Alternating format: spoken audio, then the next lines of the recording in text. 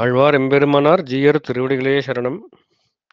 ஸ்ரீசைலேஷ தயாபாத்திரம் தீபக்தியாதி குணார்ணவம் யதீந்திர பிரவணம் வந்தே ரம்ய ஜாமாதரம் முனிம் லக்ஷ்மீநாத சமாரம்பாம் நாதயாமன மத்தியமாம் அஸ்மதாச்சாரிய பர்யந்தாம் வந்தே குரு பரம்பராம் யோ நித்யம் அச்சுத பதாம்புஜ யுக்மருக்ம வியாமோகதஸ்ததிதராணி திருநாயமேனே அஸ்மத்குரோர் பகவதோஸ்ய தயைக சிந்தோஹோ ராமானுஜஸ்ய சரணௌ சரணம் பிரபத்யே मातापिता युवतयस्तनया विभूतिः सर्वं यदेव नियमेन मदन्वयानाम् आद्यस्य नः कुलपतेर्वकुलाभिरामं श्रीमत्तदङ्घ्रिगुणं प्रणमामि मूर्ध्ना भूतं सरस्य महदाह्वय भट्टनाथ श्रीभक्तिसारकुलशेखर योगिवाहान् भक्ताङ्घ्रिरेणु परकालयतीन्द्रमिश्रान् श्रीमत्पराङ्कुशमुनिं प्रणतोऽस्मि नित्यम् அஞ்சுகுடிக்குரு சந்ததியாய் ஆழ்வார்கள் தஞ்சையலை விஞ்சி நிற்கும் தன்மைகளாய் பிஞ்சாய் பழுத்தாளை ஆண்டாளை பத்தியுடன் நாளும் வழுத்தாய் மனமே மகிழ்ந்து அபகத மதமானைர் அந்திமோபாய நிஷ்டைஹி அதிகத பரமார்த்தைரர்த்த காமானபேக்ஷைஹி நிகிலஜன சுஹൃத்பிர் நிர்ஜித குரோத லோபைஹி வரவர முனிபிருத்யைர் அஸ்துமே நித்ய யோகா. ஆண்டாள் திருவடிகளே சரணம். இன்னைக்கு பார்க்க போற பாசுரம் ரெண்டு பாசுரங்கள், சிற்றஞ்சிறுகாலே மற்றும் வங்க கடல் கடைந்த, இந்த ரெண்டு பாசுரமும் பார்த்து இந்த வருஷத்துக்கான திருப்பாவை நம்ம பூர்த்தி பண்ணிடலாம். இது வந்து ஒரு மணி இப்போ 3 ஆறுது, ஒரு 4:15 to 4:30க்குள்ள முடிக்கலாம் அப்படின்னு பிளான் பண்ணிட்டு இருக்கேன், ரெண்டு பாசுரத்தை சேர்த்து. ஸோ எப்படி அமையுதுன்னு பார்க்கலாம். சிற்றஞ்சிறுகாலை இதை பற்றி எவ்வளவு சொன்னால் அது போரும்னே தெரியல, அவ்வளோ இருக்குது விஷயங்கள். அதே சொல்ல மாதிரி இது மாதிரி ஒரு பாசத்துக்கும் ஆரம்பிக்கும் போதே சொல்லிகிட்டே போகலாம். நேற்று கறவைகள் பின் சென்று சொல்லும் போது இப்படி தான் ஆரம்பிச்சது, எதை சொல்கிறது எதை விடுறதுன்னு இப்படிலாம் இருக்குது. அதனால் எது அமையிறதோ அமையட்டும் அப்படின்னு ஆச்சாரியன் திருவடியில் பாரத போட்டு ஆரம்பிக்கலாம். சிற்றஞ்சிறுகாலை இதுதான் வந்து திருப்பாவையிலேயே ரொம்ப ரொம்ப முக்கியமான பாசுரம் அப்படின்னு சொல்கிறது உண்டு நம்ம பூர்வாச்சாரியர்கள். இப்போ பராசர பட்டர்கிட்ட போய் கேட்டாராம், நாங்கள் எதை அனுஷ்டிக்கணும் அப்படின்னு கேட்டாராம் சிஷ்யாலாம். அவர் சொன்னார், நம்ம திருப்பாவை 30 இருக்குது, நித்தியான சந்தானத்தில் இருக்குது, அதை நீங்கள் 30 பாசுரம் தப்பாமே, ஆண்டாளே சொல்லியிருக்கார், 30ம் தப்பாமே இங்கே பெருசிறப்பார் அப்படின்னு சொல்லியிருக்கார். 30 பாசுரத்தையும் தப்பாமல் அனுஷ்டியுங்கோள் அப்படின்னு சொன்னாராம் பட்டர். அதை பார்த்தோன்னே ஆஹா 30 பாட்டா அப்படின்னு அப்படியே கொஞ்சம் மாதிரி ஒரு மாதிரி தலையை குனிஞ்சுட்டே ஒரு மாதிரி புருவத்தை தூக்கிட்டு இருந்தாலும் அந்த சிஷ்யாலாம். ஏன் இப்படி பண்ணுறீங்கன்னா, 30 பாசுரமாக இருக்கே, இதெல்லாம் சொல்கிறதுக்கு நேரமாகுமே, எங்களால் அவ்வளோ சக்தி இல்லையே, 30 பாசுரம் சேர்க்கறது எவ்வளோ கஷ்டம் தெரியுமா, ஒரு பாசுரத்தில் 8 அடி இருக்குது, 30 × 8 240 ப்ளஸ் தனியனில் கொஞ்சம் இருக்குது, வாய்த்து நாம இருக்குது, எல்லாம் சேவிக்கணுமே, நிறைய ஆகிடுமேன்னு அப்படியே கொஞ்சம் தயங்கினாலாம். பட்டர் சொன்னாராம், சரி பரவாயில்ல, 30 பாசுரம் சேவிக்கலைனாலும் பரவாயில்ல, முதல்ல ஒரு 3 பாசுரம் மார்கழி வையம் ஓங்கி, அதுக்கப்புறமா கடைசியில் இருக்கக்கூடிய 4 பாசுரங்கள் கூடாரை கறவை சிற்றம் வங்கம், இந்த 4த்தையும் சேவிங்கோ அப்படின்னா 7 பாசுரத்தோட முடிச்சார் பட்டர். இப்போ 7 பாசுரமா அப்படின்னு அதுக்கும் வந்து வாயை பிளந்தாலாம் சிஷ்யா.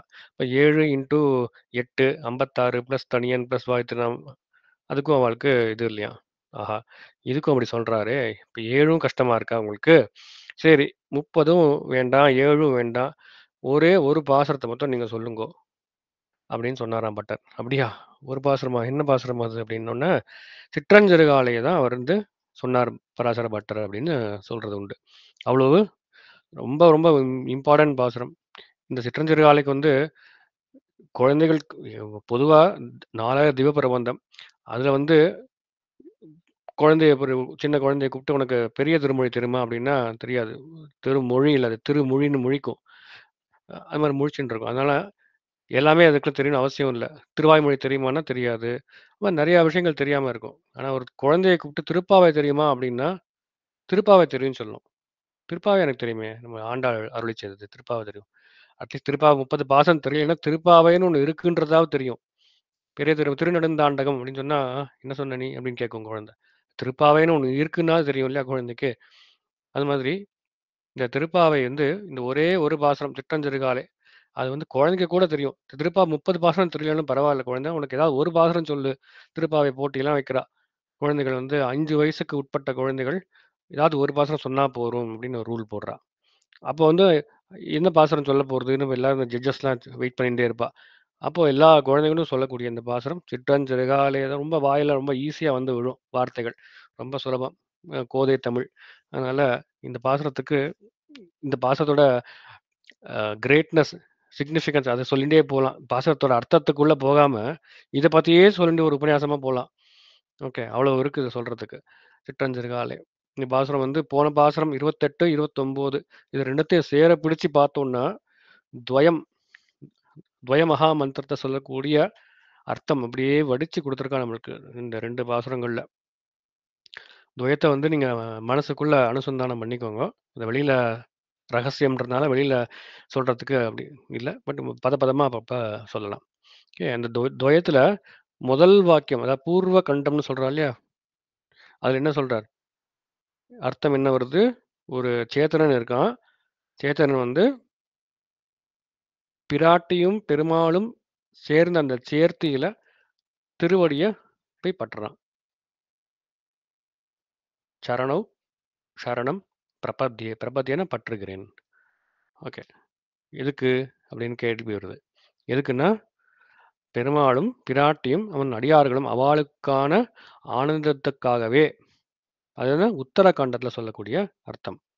ஓகே. அந்த உத்தரகாண்டம் இருக்கு இல்லையா? ஸ்ரீமதே நாராயணாய நமஹ. அதுல சொல்லக்கூடிய அந்த அர்த்தத்த தான் இந்த 29வது பாசுரத்துல சொல்றான். ஓகே. இப்ப 28வது பாசுரத்துல என்ன சொன்னான்? இறைவா நீ தாராய் பறை அப்படின்னு சொல்லி முடிச்சா 28வது பாசுரத்துல. அதான் கண்ணன் வந்து எழுந்துட்டான், எல்லாம் ரெடியா இருக்கான்.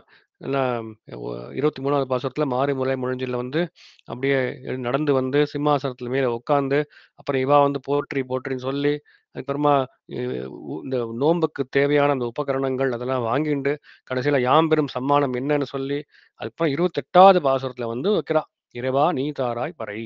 நீதான் பறையை தர வேண்டும்.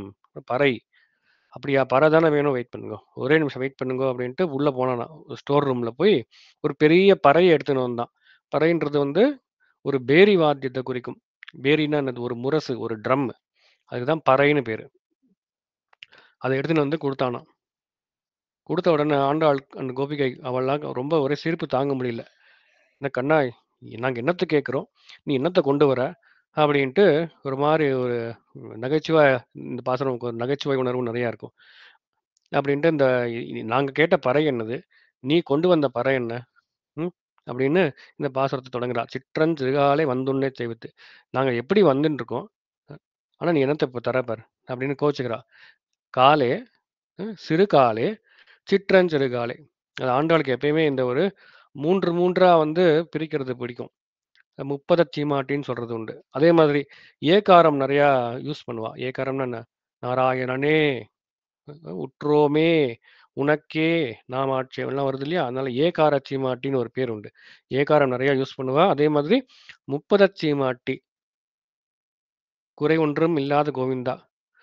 கோவிந்தா, குறை இல்லாத கோவிந்தா, குறை ஒன்றுமில்லாத கோவிந்தா. இது மாரி நெறையா பிரிச்சுட்டே போலாம். நெறையா உதாரணங்கள் காட்டிட்டே போலாம். இப்போ இதுல வந்து ஒரு 30த்த போடுறா. காலே, சிறுகாலே, சிற்றஞ்சிறுகாலே. இந்த கண்ணா, நாங்க வந்து உங்ககிட்ட பறை கேட்டோம். 28வது பாசுரத்துல. நீ என்ன பறை எடுத்துன்னு வந்திருக்க பாரு. இந்த பேரி வாத்தியத்த எடுத்துன்னு வந்திருக்க. நாங்க எவ்வளோ கஷ்டப்பட்டு வந்தோம் தெரியுமா? நாங்கலாம் யூசுவலி காத்தால ரொம்ப லேட்டா தான் எழுந்துப்போம். எழுந்த உடனே நாங்க அப்படியே மாடு மேய்க்க போயிடுவோம். அப்படிதானே எங்க குலம். ஆனா, இந்த ஒரு நோன்பு அப்படின்ற ஒரு விரதத்த வியாஜமா வச்சுண்டு, நாங்க காத்தால சீக்கிரமே எழுந்துட்டோம். சீக்கிரம்னா என்ன? அப்படின்னு கேட்குறேன்னா, 6 மணியா? இல்ல. சிறுகாலை ரொம்ப சீக்கிரம். அது கூட இல்ல. இன்னும் ரொம்ப ரொம்ப ரொம்ப சீக்கிரம் அப்படிங்கிறா. சிற்றம் சிறுகாலை. இப்ப நம்மளுக்கு இதெல்லாம் இது சப்ஜெக்டிவ். சப்ஜெக்டிவ்னா ஒருத்தருக்கு மாறும். இப்ப இந்த காலத்துல ஒரு குழந்தைய போய் இல்ல நான் குழந்தை கூட இல்ல ஒரு ஐடில வேலை பார்க்குறவன போய் what is your definition of early? நீ சீக்கிரம்னு எத நீ சொல்ற அப்படின்னா, நான் வந்து மத்தியானம் 1 மணிக்கெல்லாம் எழுந்துருவேன் அப்படிம்பான். அதுதான் அவனுக்கு சீக்கிரம். அப்ப அவனுக்கு சிறுகாலை 12 மணி. சிற்றஞ்சிறுகாலை அவனுக்கு 11:30 மணி. 11:30 மணி கார்த்தால தான் அவனுக்கு சிற்றஞ்சிறுகாலை. அப்போ ஒருத்தருக்கு மாறுது. இல்லையா?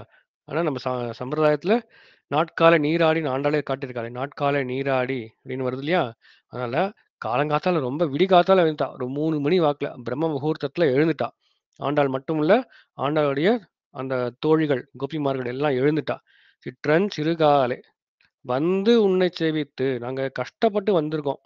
வந்து நாங்க வந்து எங்க அப்பா, அம்மா கிட்டலாம் பெர்மிஷன் வாங்கிண்டு, ஊர் மக்கள் கிட்ட பெர்மிஷன் வாங்கிண்டு, நாங்க ஒரு விரதம் பண்ண போறோம் அப்படின்னு ஒரு வியாஜத்த வச்சுண்டு, வ இந்த விரதத்துல ஒழுங்கா பண்ணினா நல்லா மழை பெய்யும்.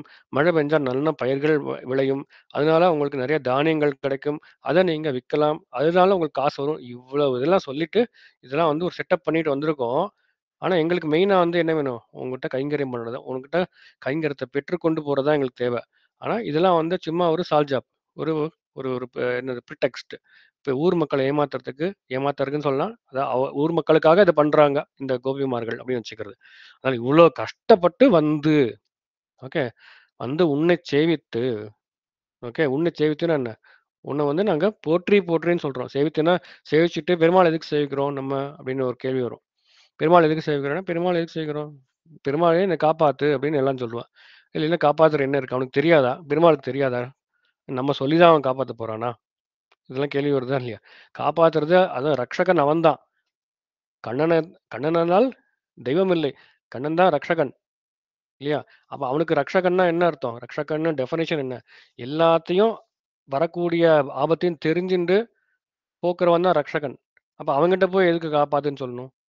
இப்ப சேவித்துனா என்ன அர்த்தம்? சேவித்துனா பெருமாள் கோயில்ல போறோம், சேவிக்கிறோம்.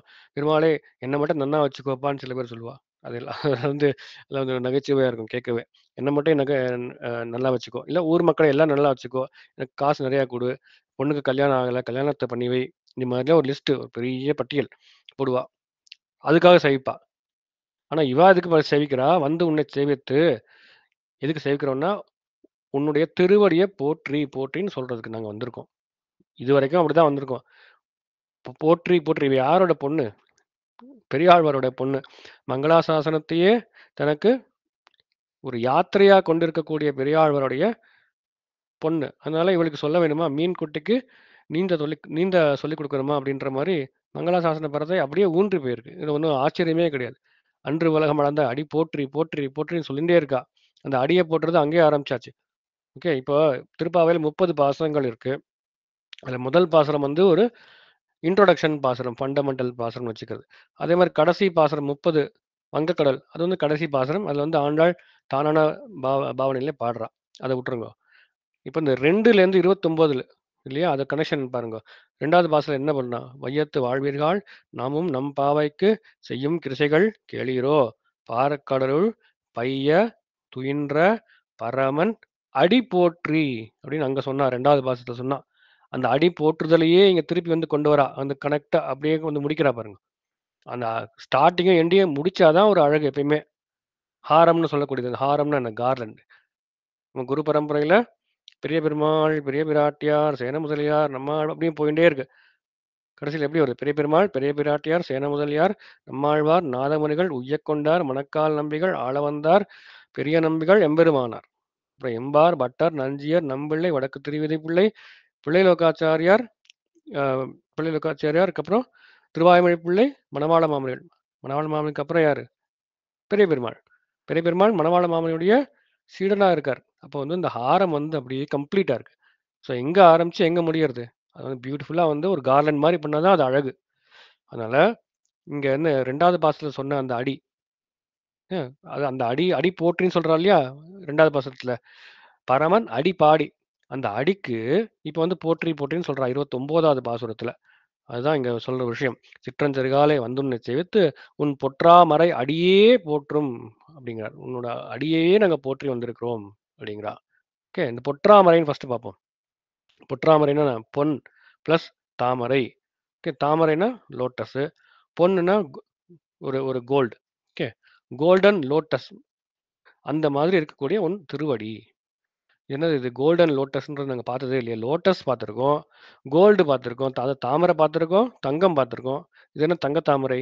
பொற்றாமரைன்னு சொல்றாளே புரியலையே அப்படின்னா, தாமரை இருக்கு. தாமரைக்கு நல்ல நறுமணம் இருக்கு. இதுக்கு என்ன? தங்கத்துக்கு என்ன இருக்கு? தங்கத்துக்கு நல்லா அப்படியே பளபளபளன்னு இருக்கும். தங்கம் மாதிரி அப்படின்னா இருக்கும். ஒரு சுப்பீரியர் குவாலிட்டி குறிக்கிறதுக்கு தங்கத்த தான் யூஸ் பண்ணுவா. இந்த ஸ்பிருகணியம்னு சொல்றது உண்டு. தங்கம்னாலே டக்குனு நம்மளுக்கு என்ன ஞாபகம் வரும்? சில சில பொருள்லாம் நம்ம சொன்னோம்னா, ஃபர்ஸ்ட்டு நம்மளுக்கு ஒண்ணு ஞாபகம் வரும். அதுதான் அதோடைய தனித்தன்மை, தனிப்பெருமைன்ற மாதிரி. இப்ப லக்ஷ்மணன் அப்படின்னா சேஷத்துவம், பரதன்னா பாரதந்திரியம், கண்ணன்னா சௌலபியம், இப்படிலாம் சில இது வச்சிருக்கோம் இல்லையா? இப்ப ஆண்டாள்னா நம்மளுக்கு அம்மா அப்படின்ற மாரி. இந்த மாதிரி சில சில இது வந்து இருக்கு இல்லையா? அந்த மாதிரி தங்கம் அப்படின்னா என்னது? தங்கம்னா அத பார்த்தாலே பளபளபளன்னு இருக்கு. மின்னுறது, ஜொலிக்கிறது. இல்ல இதெல்லாம் தங்கத்துடைய இது சிறந்தது. தங்கத்துக்கு தோஷமே சொல்ல முடியாது. மிச்ச இதெல்லாம் சொல்லணும்னா, இப்ப பித்தள இருக்கு. பித்தள பாத்திரம்லாம் நம்ம இது பண்ணணும்னா, நன்னா சாணி போட்டு நன்னா இது வாஷ் பண்ணணும். அப்பதான் அது யூஸ் பண்ண முடியும். அதே மாரி வெள்ளி, அதுக்கு இன்னும் நெறைய அது போட்டு சுத்தி பண்ணணும். தங்கத்துக்கு ஸ்வதஹா சுத்தியோட கூடினது. அதனால அது நல்லா ஒரு ஜொலிக்கிறது. இது தங்கத்தோடது. தாமரை வந்து பார்த்தாலே அழகா இருக்கு தாமரை. ம். பார்க்க ரொம்ப அழகா இருக்கு தாமரை. அதுக்கப்புறம் ரொம்ப சாஃப்ட்டா இருக்கு. அப்புறம் ரொம்ப நறுமணத்தோட கூடியிருக்கு.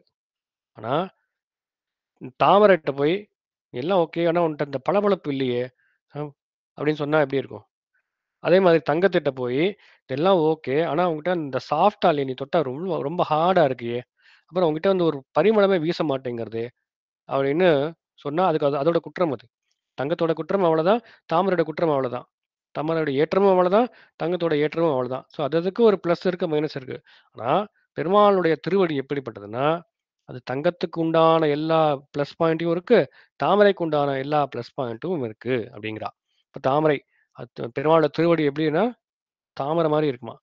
நல்ல பிங்கிஷ்ஷா அதாவது அ ஒரு ஒரு தாமரை எப்படி இருக்கும்? ரொம்ப சாஃப்ட்டா இருக்கும் இல்லையா? அந்த மாதிரி இருக்கும். பிளஸ் ரொம்ப நறுமணத்தோட கூடி இருக்கிறது. அதுவும் இருக்கு பெருமாளுடைய திருவடிக்கு. அதே மாதிரி பார்த்தா அப்படியே பளபளபளன்னு இருக்காம் பெருமாளோட திருவடி. அதுவும் இருக்கு. கோல்டன் கலர்ல இருக்குன்னு சொல்றாங்க. பொற்றாமரை அப்படின்ட்டு. ம். பொற்றாமரை அடி. இதுவரைக்கும் நம்ம பார்த்துட்டு இருந்ததெல்லாம் வந்து பெருமாள பத்தி படைக்கும்போது அவனுடைய அவனுடைய திருமேனியே வந்து கருப்பா இருக்குன்னு பார்க்குறோம். ஆனா இப்ப மட்டும் வந்து தங்கமா இருக்கு அவர் திருவடி அப்படின்னா, அது பிராட்டியுடைய சம்பந்தம் பெற்றதுனால, இந்த பிராட்டியுடைய அந்த சம்பந்தம் பெற்றதுனால, அங்கங்க அவருடைய அந்த பிரதிபலிப்பு இருக்கு. அதனால அவன் திருவடியில அந்த தங்க நிறம் வந்து ஏறிடுத்தாம். அதனால பொற்றாமரை. அப்போ அந்த தங்கத்துக்கு உண்டான அந்த ஸ்பிருகிணியம், அதாவது அந்த பளபளக்கும் தன்மை, அந்த மாரி இருக்க இந்த தங்கத்துக்கே உண்டான நல்ல குவாலிட்டீஸும் இருக்கு. தாமரைக்கே உண்டான நல்ல குவாலிட்டீஸ். லைக் பரிமளத்தோட வீசுறது, ரொம்ப சாஃப்ட்டா இருக்கு. இது எல்லாமே இருக்கு. இது 2மே எங்க இருக்கும்? யார்கிட்ட இருக்கும்னா, பெருமாள் கிட்ட மட்டும் தான் இருக்கும். வேற யார்ட்டயுமே கிடையாதாம். அதனால "பொற்றாமரை அடியே போற்றும் பொருள் கேளாய்." அப்ப அடியே போற்றும்னா, அடியே அப்டின்னா என்னது? அடியேன்றது ஏவகாரம். உன்னுடைய திருவடிய மட்டுமே நாங்க போற்றி வந்திருக்கிறோம் அப்டிங்கிறா. ஓகே. இப்ப இந்த இவாள்லாம் என்ன பண்ணுவான்னா, ஆழ்வார்கள் அவாள்லாம் என்ன பண்ணுவான்னா, மிச்ச ஆழ்வார்கள். அவ வந்து திருவடி ஆரம்பிப்பா, அப்படியே மேலேயும் போவா. இல்லையா? "காட்டவே கண்ட பாதம்" அப்படின்னு தான் ஆரம்பிக்கிறா. "காட்டவே கண்ட பாதம்" அப்படின்னு சொல்லி மேலே போயிட்டே இருக்கல. உந்தி, அப்புறம் திருமார்பு, கண்டம், செவ்வாய் அப்படின்னு போயிட்டே இருக்கா. இது ஆழ்வார்கள் கோஷ்டி. அவளுக்கு என்னது? அடியிலிருந்து முடி வரைக்கும் அவ போவா. அதே மாரி மிச்சவாள்லாம் என்ன பண்ணுவா? ரிஷிகள் அவள்லாம், எல்லாம் முடிய பாடுவா. அப்படியே கீழ அடி வருவா. ஆனா இந்த ஆண்டாள் எப்படிப்பட்டவன்னா, அடியிலேயே ஆரம்பிச்சு, அடியிலேயே முடிச்சிருவா அப்படின்னு சொல்றது. அதனால தான் 2வது பாசத்த சொன்ன அந்த அடிபாடி, பரமன் அடிபாடி. அடியில ஆரம்பிச்சு, அடியில முடிக்கிறா. அதனால "அடியே போற்றும்" அப்படின்னு ஏவகாரத்துக்கு அர்த்தம் சொல்றா. "அடியே போற்றும் பொருள் கேளாய்." அப்ப நாங்க வந்து உன்னை போற்றி, போற்றி, போற்றி உன்னுடைய திருவடி போற்றி, போற்றின்னு இவ்வளவு நேரம் பாடிண்டே வந்திருக்கோமே. நாங்க வர்ற வர்ற அந்த பாதை ஃபுல்லா போற்றி, போற்றி, போற்றின்னு பாடிண்டே வந்திருக்கோமே. அதுக்கு வந்து அர்த்தத்த நீ இப்போ கேட்பாயாக. ஏன் கேட்பாயாக? ஏன்னா நீ வந்து இப்ப என்னத்த கொண்டு வந்து நிக்கிற எங்க முன்னாடி? ஒரு பேரி வாத்தியத்த கொண்டு வந்து நிக்கிற. அதனால உனக்கு அர்த்தமே புரியல. நாங்க வந்ததுக்கு ரீசனே புரியல. இப்ப நான் சொல்றேன் கேட்டுக்கோ அப்படின்னு சொல்லி சொல்றா. ஏன்னா இதுக்கு முன்னாடி எவ்வளவு போற்றி சொல்லிருக்கா? 24வது பாசுரத்துல போற்றி போற்றின்னு எவ்வளவு வந்திருக்கு? அன்று இவ்வுலகம் அளந்த அடி போற்றி, சென்று அங்கு தென்னிலங்கு செற்றார் திரள் போற்றி அப்படின்னு நெறைய போற்றி சொல்றா இல்லையா? ஆனா இப்ப சொல்றா, இப்ப நான் தெளிவா சொல்லப் போறேன் கேட்டுக்கோ. அதனால பொருள் கேளாய் நீ கேட்டுக்கோங்கிறா. பெற்றம் மேய்த்து உண்ணும் குலத்தில் பிறந்து அப்படிங்கிறா. நீ யார் கண்ணா? போன பாசத்துல நான் சொன்னேன். என்ன சொல்லியிருக்கா?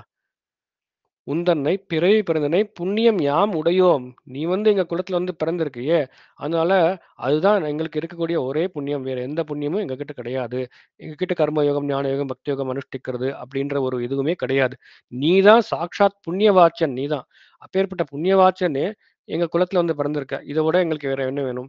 புண்ணியம் யாம் முடியும் அப்படின்னு நான் சொன்னோம் 28ல. இப்ப நான் இன்னொன்னு சொல்றேன் பாரு அப்படின்னு சொல்றா. பெற்றம் பெற்றம்னா வந்து மாடுகள். பெற்றம் மேய்த்து உண்ணும் குலத்தில் பிறந்து அப்படிங்கிறார். அது அந்த ஆயர்பாடிகள்ல இருக்கிற அந்த மக்கள்லாம் என்ன பண்ணுவான்னா, அந்த மாடுகள மேய்த்துட்டு, அதுக்கப்புறம் தான் இவ சாப்பிடுவாளாம். பெற்றம் மேய்த்து உண்ணும் குலத்தில் பிறந்து. அப்பேற்பட்ட குலம். அந்த குலத்துல வந்து பிறந்திருக்கா. கண்ணன் வந்து பிறந்திருக்கான். குலத்தில் பிறந்து, "நீ குற்றேவல் எங்களை கொள்ளாமல் போகாது." இப்போ நாங்க பறைன்னு கேட்டுண்டே வந்திருக்கோம். ஓகே. எவ்வளோ தடவ பறை கேட்டிருக்கோம். நெறைய பறை. திருப்பாவையில மொத்தம் எவ்வளோ பறை அப்டின்னா, அதுக்கே ஒரு 9, 10 பறை இருக்கு.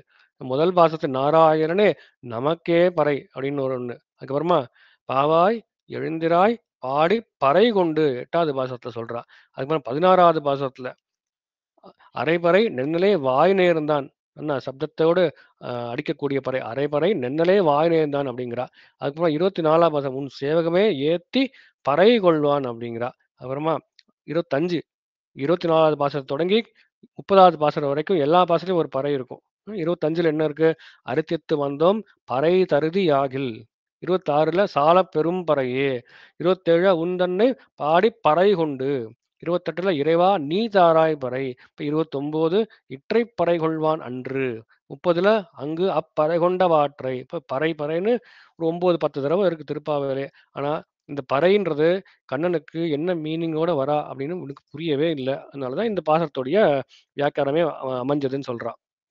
இப்ப பறைன்றது வேற ஒண்ணும் இல்ல கண்ணா. இந்த நீ கையில வச்சுன்னு இருக்கியே, அத போய் உள்ள அந்த ரூம்ல போய் எங்க எடுத்தியோ, அங்கேயே வச்சுட்டு வா. வச்சுன்னு வந்து உட்காரு. நான் சொல்றேன். அப்படின்னு ஆச்சாரியன் ஸ்தானத்துல உட்காந்துட்டு ஆண்டாள் சொல்றா.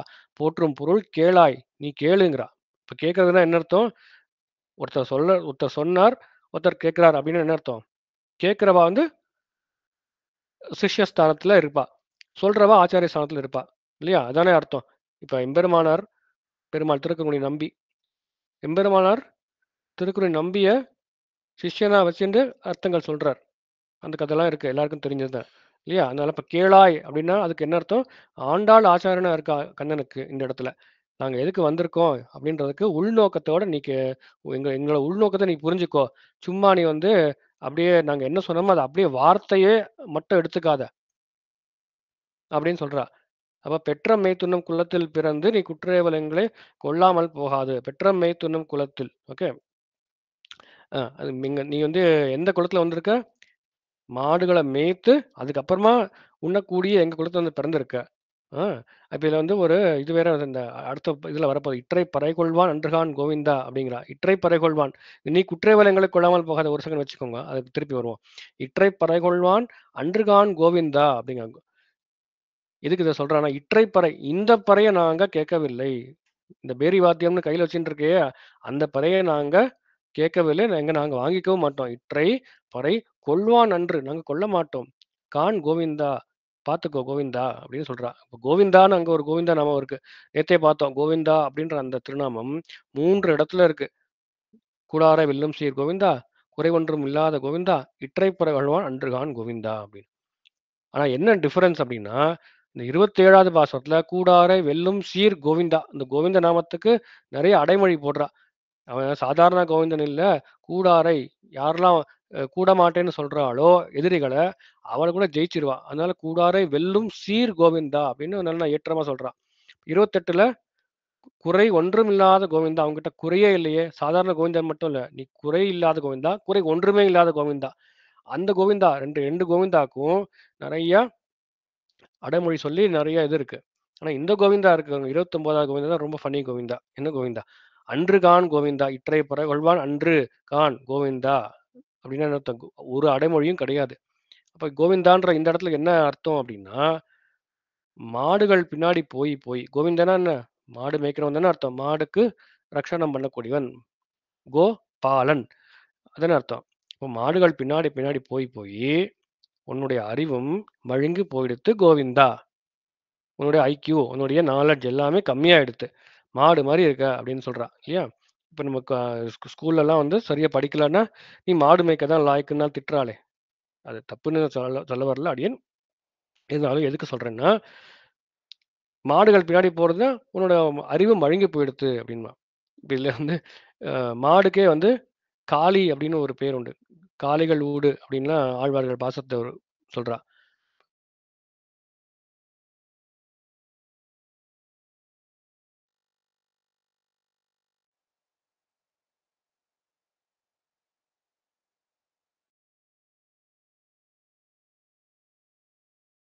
சுவாமி மியூட்ல இருக்கீங்க சுவாமி.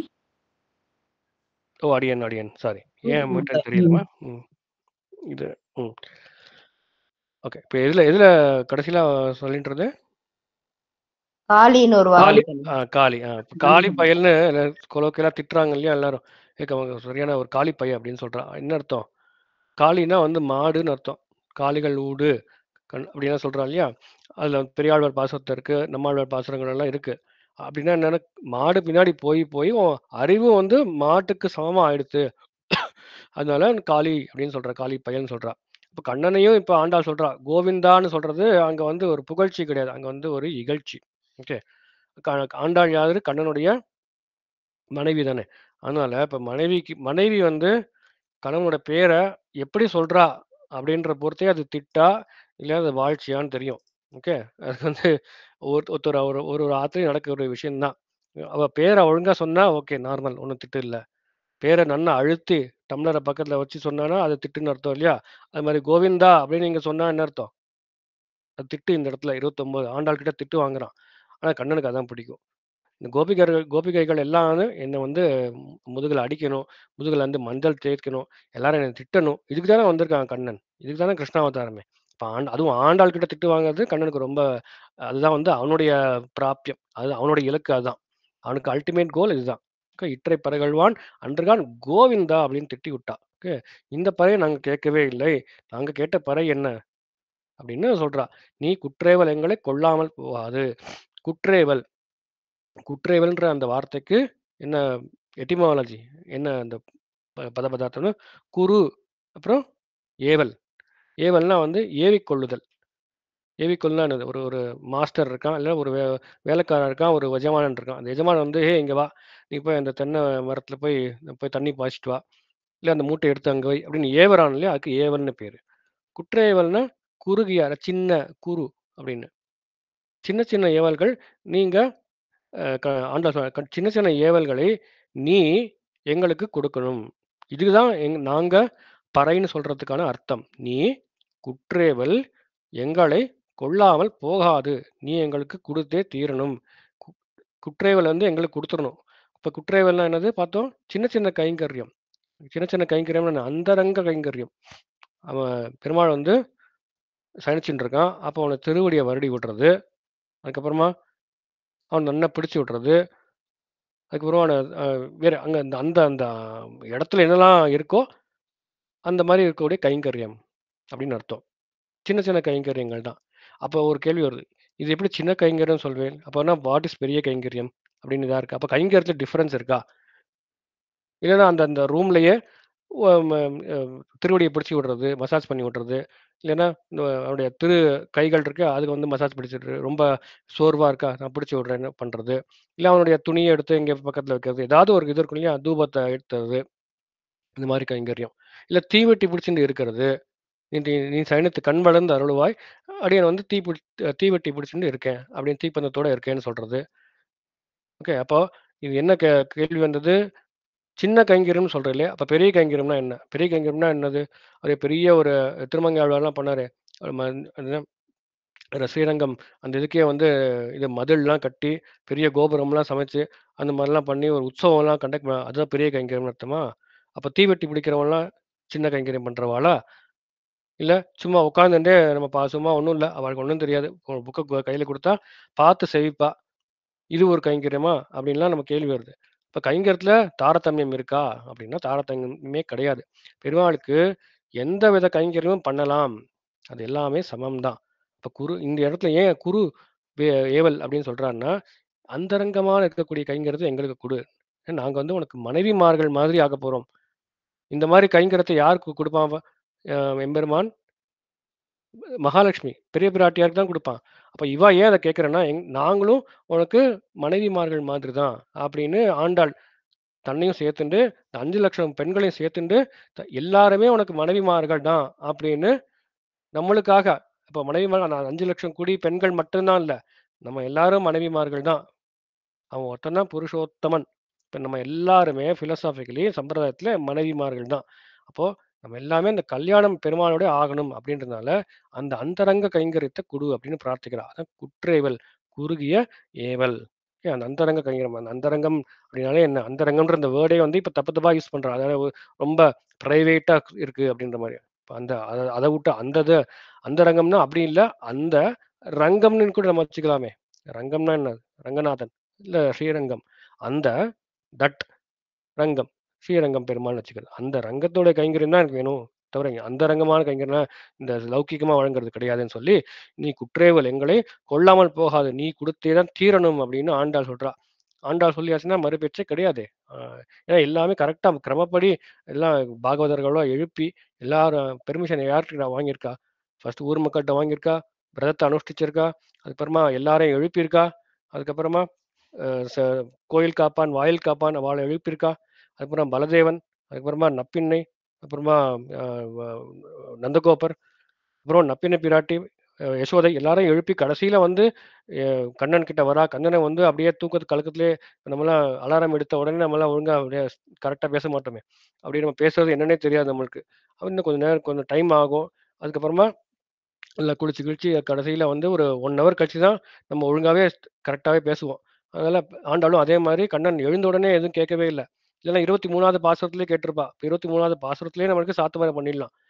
பரதன் மாதிரி நம்ம ஆண்டாள் பண்ணக்கூடிய இந்த அசட்டுத்தனம் இல்லை. பரதன் கேட்டானே, என்ன கேட்டான், ராமர் கிட்ட போய், அதாவது சக்கரவர்த்தி திருமகன்கிட்ட போய், நீ இப்பயே திருப்பி வந்து நாட்டை ஆள வேண்டும் அப்படின்னு கேட்டான். அந்த மாதிரி எப்போ எங்க கேட்கணும்னே தெரியாமல் இருக்கக்கூடிய அசடு இல்லை ஆண்டாள் பரதன் மாதிரி.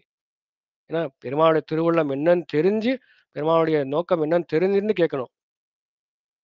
ராமாவதாரத்துல பெருமாளுடைய திருவுள்ளம் என்ன அப்படின்னு தெரியாம இவன்ல கேட்டுட்டான் பரதன், நீ வரணும் அப்படின்னு கேட்டான். ராமனும் அதுக்கு பதிலாக ஒரு பாதுகை கொடுத்தான் அப்படின்றது சரித்திரம்.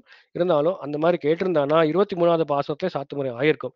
29வது பாசத்துல நாங்க வந்த ரீசனை உங்களுக்கு சொல்ல போறோம் அப்படின்னு ஆரம்பிக்கிறான். உன் பொற்றாமரை அடியே போற்றும் பொருள்களாய் நாங்க வந்ததுக்கு காரணம் கைங்கரியத்தை பெற்றுக்கொண்டு போகிறதுக்காக. எனக்கு மட்டும் இல்ல, எல்லாருக்குமே 5 லட்சம் குடிக்கும் 5 லட்சம் குடிக்கும் அந்தரங்க கைங்கரியம். 5 லட்சம் குடி மட்டும் இல்லை, அது வந்து ஒரு சாம்பிள், ஒரு ரெப்ரசன்டேட்டிவ் தான், பிரதிநிதி தான் நம்ம எல்லாருக்குமே. ஏன்னா நம்ம எல்லாமே மகார வாட்ச கோட்டியில வந்துருவோம் இல்லையா. எல்லாருமே வந்து நம்மள ஜீவாத்மா எல்லாருக்குமே பிராட்டுக்கு என்ன ஒரு ஒரு ரைட்ஸ் இருக்கோ அதே ரைட்ஸ் நம்மளுக்கும் இருக்கு. தைரியமா போய் கோர்ட்ல கேஸ் பண்ணணும்னா இப்ப எல்லாம் சொல்ற ரைட்ஸ்ன்னு சொல்றாளே, பிராட்டுக்கு மட்டும் நீ பண்ற, நமக்கு எங்களுக்கு பண்ண மாட்டேங்கிறியே அப்படின்ற நம்ம தைரியமா கேட்கலாம் பெருமாள் கிட்ட. கரெக்டான ஆன்சர் சொல்லணும்னா கைங்கரை கொடுத்து தான் தீரணும். அந்த மாதிரி வச்சு லாக் பண்றா இப்போ ஆண்டாள். நீ குற்றவிலங்களை கொள்ளாமல் போகாது, இற்றை பறை கொள்வான் அன்று, இந்த பறை நாங்கள் கேட்கவே இல்லை அன்றுகான் கோவிந்தா இற்றைக்கும் 7 பிறவைக்கும் அப்படிங்கிறார். எப்பயுமே இந்த கைங்கரத்தை நீ ஒரு செகண்ட் கொடுத்துட்டு ஓகே, இன்னும் ஒரு ஒரு 1 ஹவர் நீங்கள் கைங்கரியம் பண்ணிக்கோங்க, 5 லட்சம் பேர் என்ன 500 லட்சம் பேரை கூட்டுவாங்க, 1 ஹவர் கைங்கரியம் பண்ணிக்கோங்க போங்க, இதுக்கப்புறம் நீ தொல்லை பண்ணக்கூடாது அப்படின்னு சொல்லுவானா? அப்ப அந்த மாதிரியே கேட்குற ஆண்டாள் இல்லையே. எற்றைக்கும் எப்பயுமே 7 பிறவிக்கும், இனி வரக்கூடிய காலம் எல்லாம் 7 அப்படின்றதுக்கே நிறைய ஒரு வியாக்கியானம் உண்டு. 7ன்னா என்னது? ஃபர்ஸ்ட் வியாக்கியானம் ஒன்று வந்து இந்த பிறப்பு, அதாவது ஒரு 21 தலைமுறைன்னு சொல்றது உண்டு இல்லையா. 7 7 7 நம்மளுடைய ஒரு 7 பரம்பரை, இதுக்கு முன்னாடி ஒரு 7 தலைமுறை, அப்புறமா வரக்கூடிய 7 தலைமுறை, அந்த மாதிரி ஒரு தலைமை 7 பிறவிக்கும் அப்படின்னு ஒரு மாதிரி சொல்வா. இல்லை இன்னொரு வியாக்கியானம் என்ன சொல்றா, 7ன்றதுக்கு இந்த 7ன்றதுலாம் ஒரு நம்பர் தான், அதை வந்து அப்படியே லிட்டரலாக எடுத்துக்காதீங்க. இப்போ சகஸ்ரநாமம் சொல்கிறோம், சகஸ்ரநாமம்னா 1000 நாமம் தான் இருக்கா பெருமாளுக்கு? இல்லை, ஒரு பேச்சுக்காக சொல்கிறோம். அதே மாதிரி தசாவதாரம்னு சொல்கிறோம், 10 அவதாரம்னு சொல்கிறோம். இப்போ 10 அவதாரம் தான் பண்ணியிருக்காரா? இல்லை, நிறைய அவதாரம் பண்ணியிருக்கார். அது மாதிரி இப்போ கொலோக்கியலாக சொல்கிறோமே, இப்போ 4 பேருக்கு தெரிஞ்சா தப்பாகிடுமேன்னு சொல்கிறோம். யார் இந்த 4 பேர் காட்டுங்க அப்படின்னு 4 பேரை காட்டுறோம், 400 பேரை காட்டலாம், அது ஊருக்கே தெரிஞ்சிருது அப்படின்ற மாதிரி அர்த்தம். இப்போ 7 அப்படின்றது ஒரு நம்பர் தான், அது அதை வந்து அப்படியே எடுத்துட்டு நம்ம ட்ரீட் பண்ணக்கூடாது அப்படின்னு. இன்னொரு ரீசன் என்னன்னா, 7 பிறவின்னா இனிமே எழுகின்ற பிறவிக்கும், இனிமே எங்களுக்கு கிடைக்கக்கூட பிறவிக்கும் நாங்க உங்களுக்கு உனக்கு கைங்கரியம் பதனம் கண்ணா அப்படிங்கிறா. இனிமே எழக்கூடிய பிறவி அப்படின்னு ஒரு வியாக்கியானம் இருக்கு. அப்ப இந்த வியாக்கியானம் சொன்னா ஒரு கேள்வி வந்துடும். என்ன கேள்வி? நீங்க தான் பிரபந்தன்னு சொல்றீள், நீங்க தான் சரணாகதி ஆயிடுத்துன்னு சொல்றீள், உங்களுக்கு இந்த பிறவி தான் கடைசி பிறவி, அந்த பிறவிக்கு அப்புறமா உங்களுக்கு பிறவியே கிடையாது. அப்புறம் எப்படி உங்களுக்கு பிறவி இருக்கும்? அது அப்புறம் எப்படி உங்களுக்கு இனிமே வரக்கூடிய பிறவி இருக்கும்னு சொல்றேன் அப்படின்னு கேட்கிறார். இதுக்கு என்ன சமாதானம் தெரிவிக்கிறான்? ஒண்ணு, இந்த பிறவி தான் கடைசி பிறவி. ஓகே. இதுக்கப்புறம் நம்ம வைகுண்டம் போயிடுவோம். அங்க போய் நம்ம பெருமாள நல்லா கைங்கரியம் பண்ணி அனுபவிக்க போறோம். சரி. இப்ப அங்க வந்து நம்மளுக்கு வந்து ஒரு அப்ராகிருதமான ஒரு திருமேனி குடுத்துருவா. இல்லையா? இதே இதே உடம்போட நம்ம போய் அங்க கைங்கரியம் பண்ணக்கூடாது.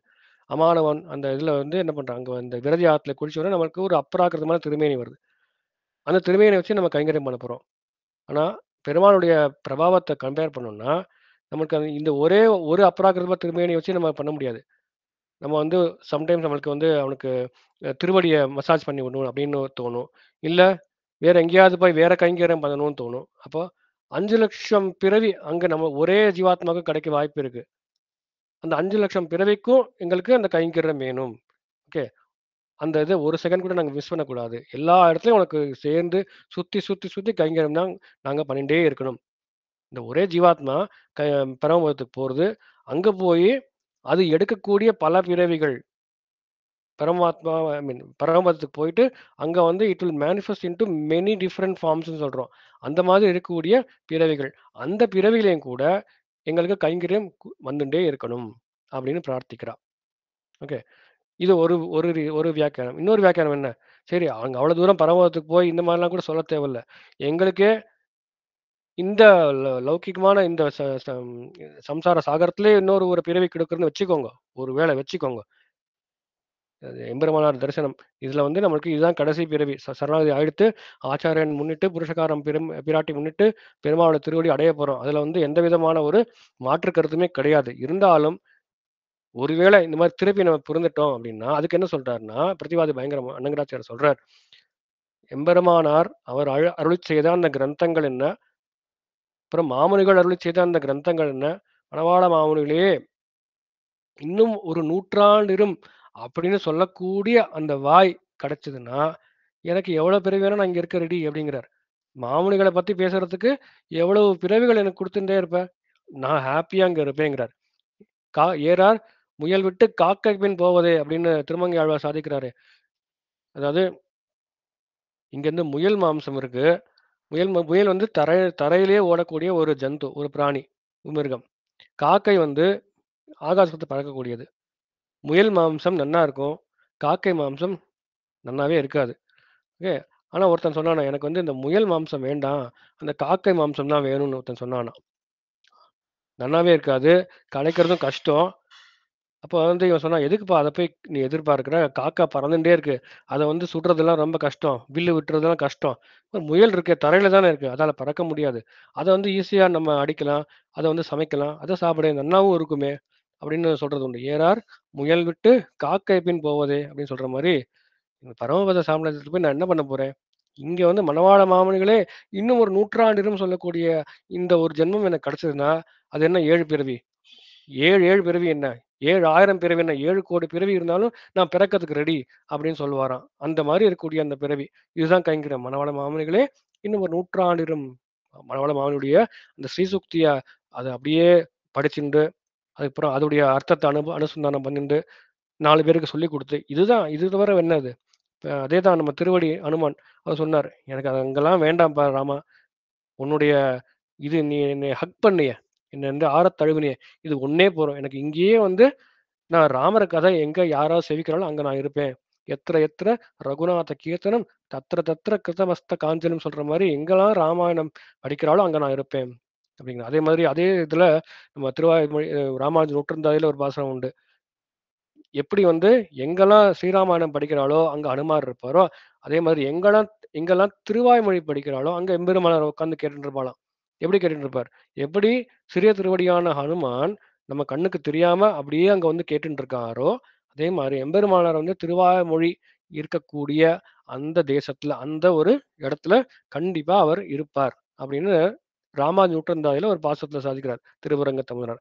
அதனால இது எதுக்கு சொல்றேன் அப்படின்னா, 7 பிறவிக்கும் அப்படின்னா, இனிமே எழக்கூடிய பிறவி, அது வந்து இந்த சம்சார மண்டலத்திலே இருந்தாலும் கூட, மணவாள மாமனிகளே இன்னும் ஒரு நூற்றாண்டிலும் சொல்லக்கூடிய பிறவியா இருந்ததுன்னா, பிறக்கறதுக்கு நான் தயார் அப்படின்னு சொல்லலாம். இது ஒரு ஒரு வியாக்கியானம். எட்டரைக்கும் ஏழு பிறக்கும் ஆண்டாள் இப்ப கண்ணனை பார்த்து சொல்றா, எனக்கு மட்டும் இல்ல, இந்த 5 லட்சம் குடிக்கு மட்டும் இல்ல, எல்லாருக்குமே நீ இந்த கைங்கரியத்தை கொடுக்கணும். இதுதான் கைங்கரியத்துல சொல்லப்பட்ட அர்த்தம். உந்தன்னோடு உற்றுமையாவும் உனக்கே நாம் ஆட்சிவோம். உந்தன்னோடு உன்னுடைய உனக்கு உற்றுமையாவும் உற்றனர் ரொம்ப வெல்விஷர், ரொம்ப நெருங்கிய அணுக்கத் தொண்டர். உற்றுமை யாவும் உனக்கே நாம் ஆட்சிவோம், உனக்கு தான் நாங்கள் ஆட்சிவோம். மற்ற நம் காமங்கள் மாற்று. இந்த மற்றை நம் காமங்கள் மாற்று உயிரான வரி இது, கடைசி வரி. இதுல என்ன அர்த்தம்? ஸ்ரீமதே நாராயணாய நமஹா அப்படின்னு சொல்றாரு இல்லையா? இப்போ துவயத்துல நம்ம பார்த்தோம், 2 ஹாஃப் இருக்கு, பூர்வ காண்டம் உத்தர காண்டம். பிராட்டியும் பெருமாளும் கூடிய அந்த சேர்த்தியிலே நான் பிரபத்தி செய்கிறேன், சரணம் பிரபத்யே. அதுக்கப்புறமா கேட்குறான், பெருமாள் கேட்குறார், ஓகே நீ வந்து சரணாகதி பண்ற, ஓகே உனக்கு என்ன வேணும், எதை குறித்து நீ சரணாகதி பண்ற? சரணாகதி எதுக்கு வேணா பண்ணலாம் இல்லையா? காசு வேணும்னு பண்ணலாம், பணம் வேணும்னு பண்ணலாம், பங்களா வேணும், கார் வேணும், கல்யாணம் ஆகலை, பொண்ணுக்கு குழந்தை பிறக்கல, பூனல் ஆகலை, எதுக்கு வேணா பண்ணலாம். பஸ் நம்பர் வரல, கரெக்டான பஸ் வரல, ட்ரெயின் வந்து லேட் ஆயிடுச்சு, அதுக்கு எதுக்கு வேணா பண்ணலாம். ஆனால் இப்போ பெருமாளுக்கு வந்து ஒரு இதுவான் என்னது, பெருமாளுக்கு வந்து ஒரு பயம், பெருமாளுக்கு ஒரு நடுக்கம். இவன் என்னத்தை கேட்டுற போறான், நம்மளே ரெடியா இருக்கோம், உனக்கு நம்மளை கொடுக்கறதுக்கு ரெடியா இருக்கோம், இவங்கிட்ட இவன் என்னத்தை கேட்டுற போறானே அப்படின்னு அப்படியே அந்த இதுலலாம் காட்டுறாளே, இப்போ இந்த டிவிலலாம் காட்டுறாளே, ஏதாவது ஒரு மெயின் டிசிஷன் வரும்போது எல்லாருடைய அந்த கண்டஸ்டன்ட் இந்த சூப்பர் சிங்கர் அது மாதிரிலாம் காட்டுறா இல்லையா, எல்லாருடைய அப்பா அம்மாவோட ஃபேஸ் அப்படியே ஜூம் போவா, அப்புறமா அந்த ஆடியன்ஸோட ஃபேஸை ஜூம் போவா, எல்லாருடைய ஃபேஸை மட்டும் ஒரு ஒரு 5 நிமிஷம் ஒரு கேப் விடுவா அப்படின்னு ஒரு ஒரு நடுக்கத்தோட வச்சிருப்பா, என்ன நடக்க போறதுன்னு தெரியாது. ஓகே, அந்த மாதிரி இப்போ எம்பெருமானுக்கும் பிராட்டுக்கும் ஒரே நடுக்கம். இவன் சரணாகதி பண்ணிட்டான், இவன் என்னத்தை கேட்க போறான் அப்படின்னு ரொம்ப கலக்கத்தோட இருந்தானா. அப்போ இந்த ஜீவாத்மா சொல்லக்கூடிய வார்த்தை என்ன? ஸ்ரீமதே நாராயண நமக. ஓகே, அதுல என்ன அர்த்தம்? நான் உன்னுடைய ஆனந்தத்துக்காகவே கைங்கரியம் பண்ணுவேன் அப்படின்னு சொல்றான் இல்லையா? அந்த உத்தரகாண்டம்னா இந்த ஜீவாத்மா பெருமாளுக்கு சொல்லக்கூடிய மா சுச்சகா அப்படின்னு சொல்றது உண்டு பூர்வாச்சாரன். மா சுச்சகானா என்னது? வருத்தப்படாதே, அவ்வளவுதான். சிம்பிளா சொல்லணும், கவலைப்படாதே. இப்ப அது வந்து மா சுச்சகா யார் சொன்னது? பரமாத்மா ஜீவாத்மாவுக்கு சொன்னது. மாம் ஏகம் சரணம் ரஜ அகம் துவா சர்வ பாப்பேபியோ மோக்ஷ இஷ்யாமி மா சுஜகா. அது கண்ணன் அர்ஜுனனுக்கு சொன்னது. இல்ல கண்ணன் அர்ஜுனனை ஒரு வியாஜமா வச்சுன்னு நம்ம எல்லாருக்கும் சொன்னது. ஜீவாத்மாவுக்கு பரமாத்மா சொன்ன மா சுஜகா அது. ஆனா இப்ப ஜீவாத்மா பரமாத்மாவுக்கு சொல்லக்கூடிய மா சுஜகா என்னது? துவயத்துல இருக்கக்கூடிய உத்தரகாண்டம் ஸ்ரீமதே நாராயணாய நமஹா. மற்றை நம் காமங்கள் மாற்று அப்படின்னா என்ன அர்த்தம்ன்றத பார்க்க போறோம்.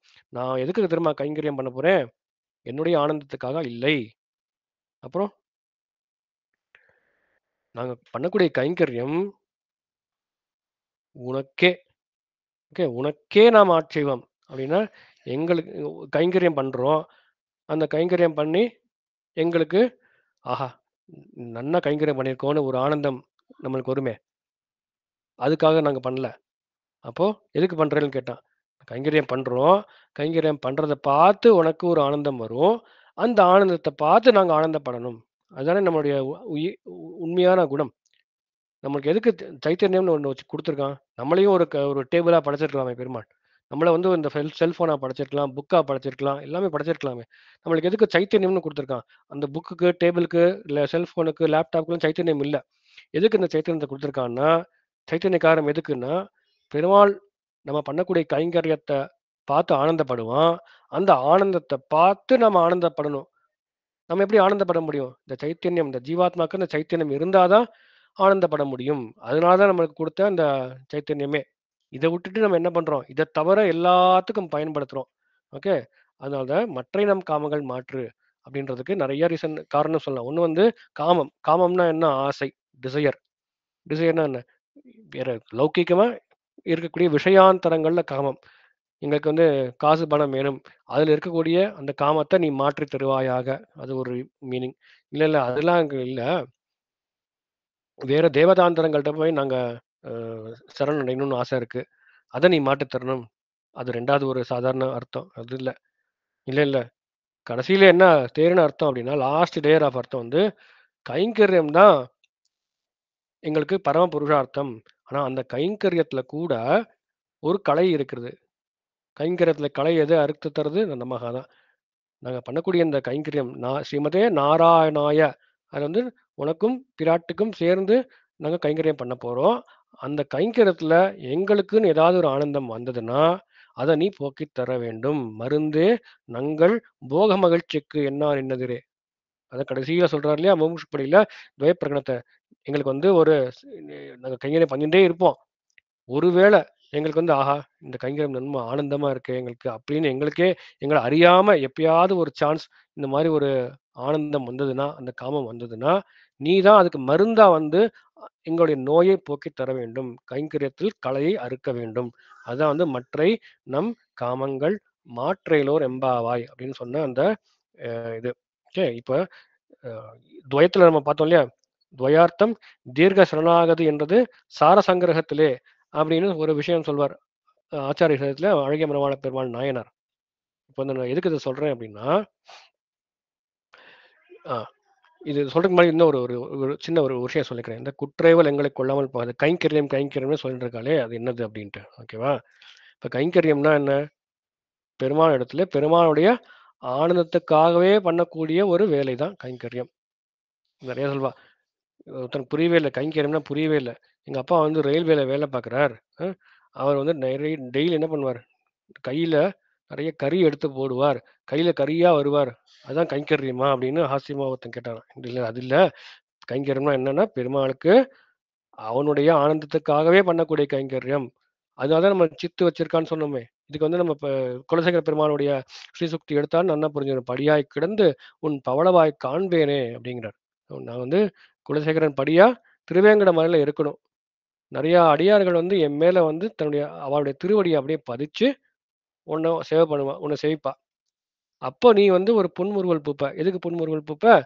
நிறைய ஸ்ரீ வைஷ்ணவர்கள் வந்து இந்த குலசேகரன் படி மேல வந்து தன்னுடைய அவளுடைய திருவடியை பதிக்கிறாளே, அழகா சேவிச்சுட்டு போறாளே, இது எப்பேற்பட்ட கைங்கரியம், நன்னா கைங்கரியம் பண்றியே அப்படின்னு உன்னுடைய முகத்துல ஒரு சிறு ஒரு ஒரு மந்த ஸ்மிதம் வரும். அந்த இதை பார்த்து நான் சந்தோஷப்படுவேன். படியாய் கிடந்து உன் பவளவாய் காண்பேனே அப்படின்னு சொல்றாரு. ஓகே, இதுதான் வந்து ஓகே. இப்போ இந்த ஏழு ஏழு பிறவைக்குன்னு ஒன்று பார்த்தோமா, ஏழு பிறவைக்குன்னு அந்த இந்த மணவாள மாமனிகளே இன்னும் ஒரு நூற்றாண்டிரும்னு சொல்லக்கூடிய அந்த பிறவி அந்த மாதிரி கிடைச்சதுன்னா அதுவே ஒரு கைங்கரியம் தானே. கைங்கரியம்னா என்னது?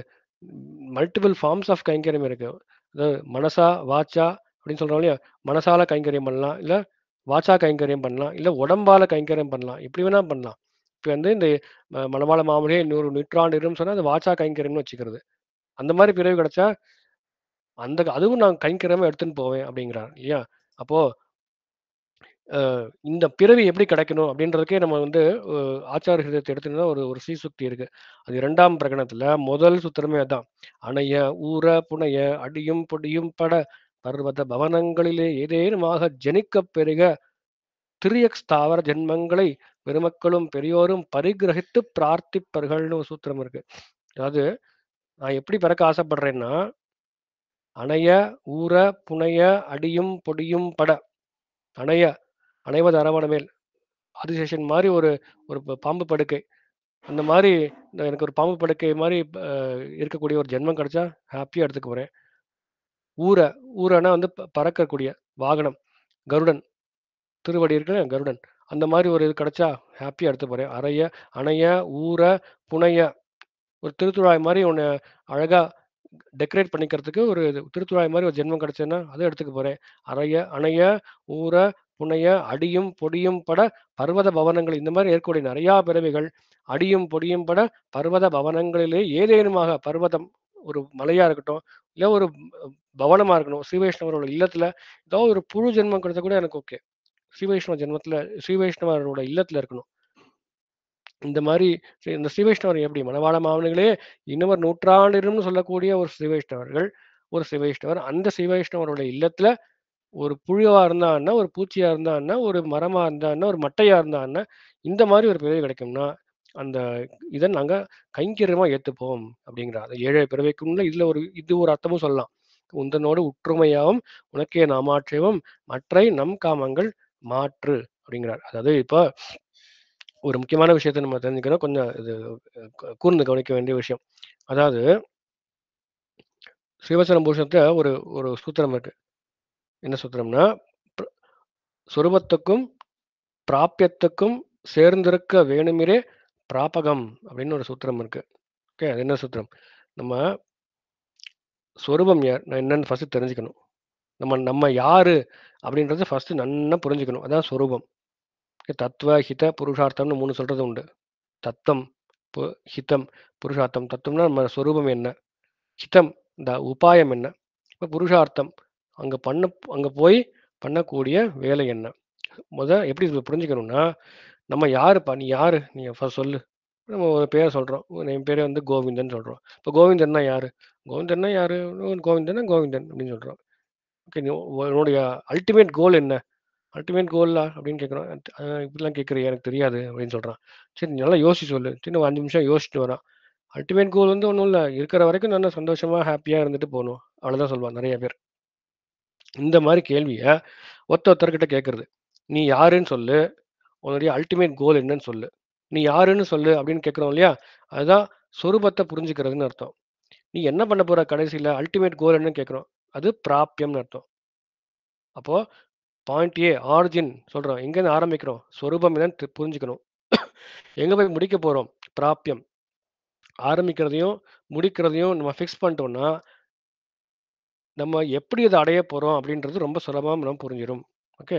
ஆரம்பிக்கிறது சொரூபம், முடிக்கிறது பிராப்பியம். இது ரெண்டும் நிர்ணயம் ஆயிடுச்சுன்னா இருக்கக்கூடிய அந்த வழி, இந்த பிராபகம், அதை பேஸ் பண்ணி தான் நம்ம டிசைட் பண்ணணும் அப்படிங்கிறார். நீ எதுவும் நீ நினைச்சுட்டு இருக்கியோ அதை பொறுத்து தான் பிராபகம் மாறும் அப்படிங்கிறார். இது எக்ஸாம்பிள். ஃபர்ஸ்ட் வந்து நீ யாரை வேணா சும்மா ஜென்ரலா ரேண்டமா எடுத்துட்டு போய் இப்போ கேட்கறது, நீ யாருன்னு கேட்குறோம். அவன் சொல்றான், நான் யாருன்னா நான் ஒரு ஆளு. அவனுக்கு என்ன இதுவே இல்லை, ஒரு சாஸ்திர ஞானமே இல்லை. ஓகே. அவன்கிட்ட போய் கேட்டோன்னா எனக்கு யாருன்னு தெரில அப்படின்னு சொல்லுவான். இல்லை இல்லை இல்லை, நான் வந்து சும்மா ஜாலியாக இருக்கணும், ஹாப்பியாக இருக்கணும், 100 வயசு இருக்கணும், எல்லாரோடையும் சந்தோஷமாக இருக்கணும், நிறையா காசு பணத்தை பார்க்கணும், செல்வத்தோடு இருக்கணும் அப்படிம்பா. அவளுக்கெல்லாம் என்ன பேருனா தேக ஆத்ம அபிமானிகள், தேகாத்மா அபிமானிகள் அப்படின்னு பேர். தேகம் வேற இல்லை, ஆத்மா வேற இல்லை, எல்லாம் ஒன்று தான், தேகமே ஆத்மா அப்படின்னு நினச்சிட்டு இருக்கக்கூடிய முதல் அதிகாரியவன். இப்போ நம்ம 5 அதிகாரி பற்றி சொல்ல போகிறேன். இது எதுக்கு சொல்ல போகிறேன்றது கடைசியில் சிற்றஞ்சல் வந்து நம்ம எப்படி லிங்க் இருக்குன்னு பார்க்கலாம். ஃபர்ஸ்ட் அதிகாரி தேகாத்மபிமானி. 99% ஆஃப் பீப்புள் இங்கே இருக்கிறவா அவள் தான். தேகமே ஆத்மா, கண்டதே காட்சி கொண்டதே கோலம்னு இருக்கக்கூடிய மக்கள்.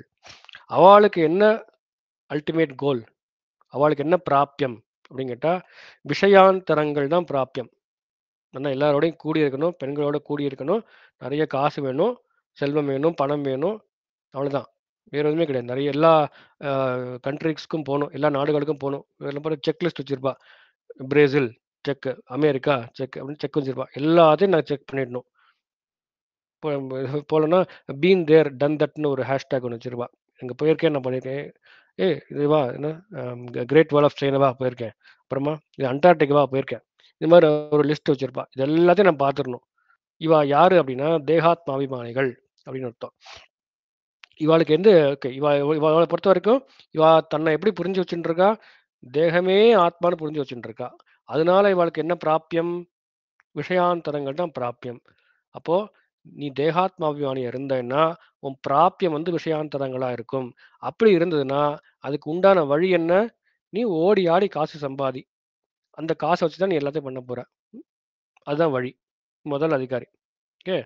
இப்போ இந்த அதிகாரிகிட்ட போய் இல்லைப்பா நீ பண்ணுறதெல்லாம் தப்பு, உனக்கு சரியாக புரிஞ்சிக்கல, தேகமே ஆத்மான்றது தப்பு அப்படின்னு நம்ம சொல்கிறோம்.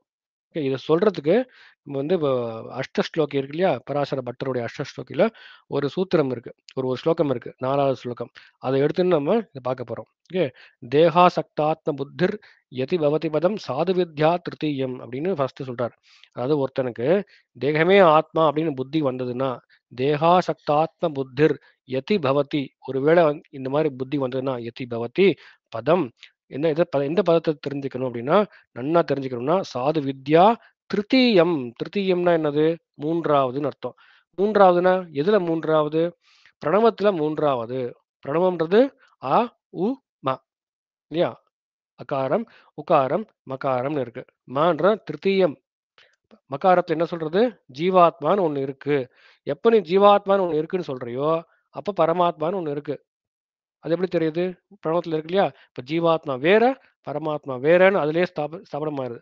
மகார வாச்சன் அப்படின்னு சொல்றோம். ஜீவாத்மாவை குறிக்கும் போது என்ன சொல்றோம்? மகார வாச்சனான ஜீவாத்மா.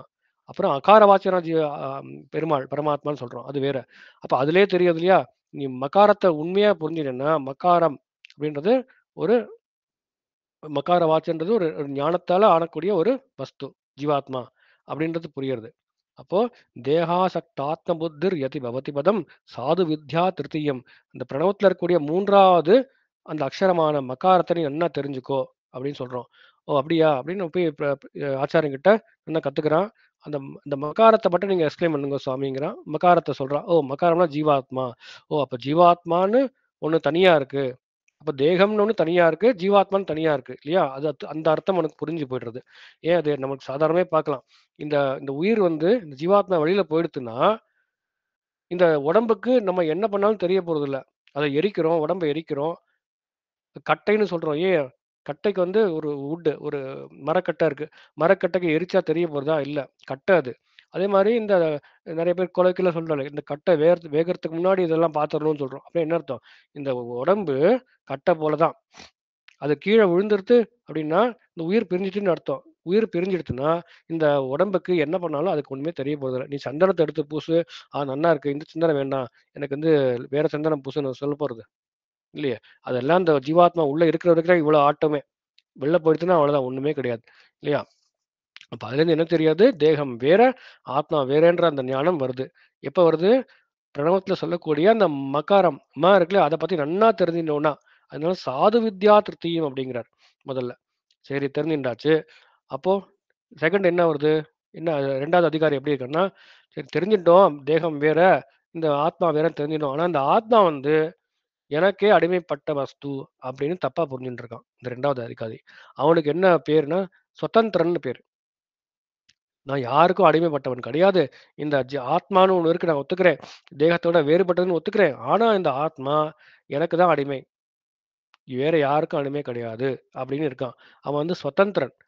அந்த சுதந்திரம் தான் உன்னோட சுவாதந்திரம் தான் உன்னுடைய சொரூபம் அப்படின்னு நீ புரிஞ்சுட்டேன்னா, உன்னுடைய பிராப்தியம் என்ன?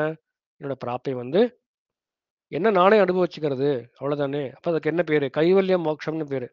நான் யாருக்கும் வந்து தலை வணங்க மாட்டேன். என்ன நானே அனுபவிச்சுட்டே இருப்பேன். இந்த ஜீவாத்மாவ நானே அனுபவிச்சுட்டே இருப்பேன். அப்படின்னு ஒரு இது.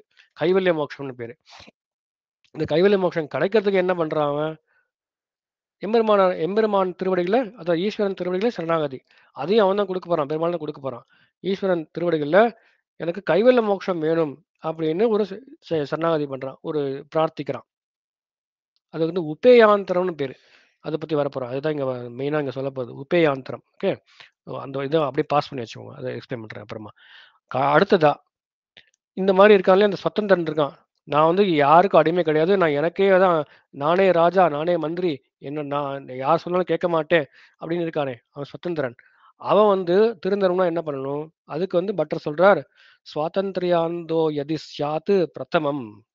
இந்த சுவாதந்திரியமே உனக்கு குணம்னு நீ புரிஞ்சுட்டு இருந்தேன்னா, சுவாதந்திரியாந்தோ அந்தோ அப்படின்னா வந்து இருள்ல சூழப்பட்டது. பிளைண்டட் பை சுவாதந்திரியம் அப்படின்னு இருந்தேன்னா, சுவாதந்திரியாந்தோ யதி ஸ்யாத் பிரதமம். பிரதமம்னா என்ன? முதல் பதம். அகாரம். அப்போ நீ என்ன புரிஞ்சுக்கணும்? அப்படின்னா என்னன்னு புரிஞ்சுக்கோ அப்படின்னு பட்டர் இந்த ஆளை போய் அனுப்பிச்சு விட்றாரு. திருப்பி ஆச்சாரியங்கிட்ட போய், சுவாமி நீங்க முதல்ல பத்தி சொல்லிட்டேன். மகார வாச்சன்னா என்னன்னு சொல்லிட்டேன். இப்ப பத்தி சொல்லுங்க அப்படின்னு அகாரம்னா என்னன்னு அவர் என்ன காலக்ஷேபம் பண்ணார் ஆச்சாரியன். அகாரம்னா எம்பெருமான குறிக்கும். அகார வாச்சன்னா எம்பெருமான் ஸ்ரீமன் நாராயணன் தான் அப்படின்னு சொல்றார். ஓ அப்படியா, அதெல்லாம் சரின்னு தெரிஞ்சுன்னு வரான். அப்போ தெரிஞ்சுன்னு வந்தாலும் இவன் என்ன பண்றான்னா, அவனுக்கு வந்து ஃபுல் ஞானம் ஏற்படல. ஓகே. அவன் என்ன சொல்றான், சரி சரி ஓகே. நீங்க வந்து இந்த மகார வாச்சன் வந்து ஆ அடிமைன்னு சொன்னேன். ஆனா, எனக்கு ஒரே ஒரு டவுட் இருக்கு. நான் வந்து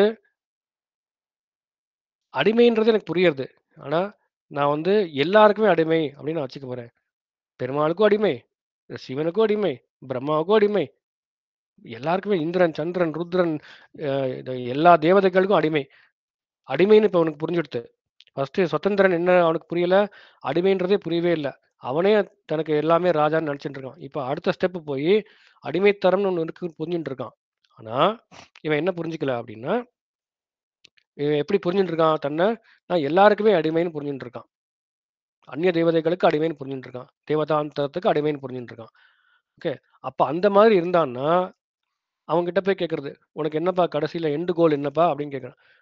எல்லாருக்கும் கைங்கரியம் பண்ணணும், அந்நிய தேவதைகளுக்கும் கைங்கரியம் பண்ணணும். ஓகே, அதுக்கு என்ன நீ வழியா நீ தேர்ந்தெடுத்திருக்க? அவனுக்கு என்ன வழியா இருக்கும் அப்படின்னா, உபாயாந்தரங்கள் தான் வழியா இருக்கும். கர்ம யோகம், ஞான யோகம், பக்தி யோகம் இதெல்லாம் பண்ணி நீ பெருமாளுக்கும் நீ கைங்கரியம் பண்ணலாம், அந்நிய தேவதைகளுக்கும் கைங்கரியம் பண்ணலாம், எல்லாருக்கும் கைங்கரியம் பண்ணலாம். அந்த மாதிரி உனக்கு அல்டிமேட் கோல்னா அதுக்கு தேர்ந்த வழி, அதுக்கு வழி வந்து உபாயாந்தரம், கர்மயோகம், ஞான யோகம், பக்தி யோகம். ஓகே, ஸோ இந்த 3வது அதிகாரி. இப்போ அவங்ககிட்ட போய் திருத்தணும் அப்படின்னா என்ன சொல்றார் பட்டர்? அதுதான் அடுத்ததுல சொல்றார். இதர சேஷத்வதீச்சேத் த்விதீயம். அந்த இதர சேஷம், அதாவது வேற ஒருத்தருக்கு அடிமை உண்டு அப்படின்னு நீ தெரிஞ்சுட்டேன்னா அது தப்பான எண்ணம்ப்பா. அதை நீ மாத்திக்கோ, அது ராங் போட்டுக்கோ. அப்ப நீ கரெக்டா புரிஞ்சுக்கணும்னா என்ன பண்ணணும்? த்விதீயம், 2வது பதத்தை நீ போய் தெரிஞ்சுக்கோங்கிற. த்விதீயம் வந்து உகாரம், ஊ இருக்கு இல்லையா? முன்ன ஆ உ ம இருக்கு. அதுல ஊல என்ன உகாரம், அவதாரணார்த்தம் அப்படின்னு மோட்சபுரியில சாதிக்கிறார். அவதாரணார்த்தம்னா அவனுக்கே அப்படின்ற மீனிங்ல வரும். நான் உனக்கே நாமாட்சைவம், சிற்றஞ்சகால சொல்லலாம் அதே அர்த்தம் தான். உனக்கே, வேற யாருக்கும் கிடையாது. அப்ப அடிமைத்தனம் வந்து எம்பெருமான் ஸ்ரீமன் நாராயணுக்கு மட்டுமே அப்படின்னு புரிய வரும்.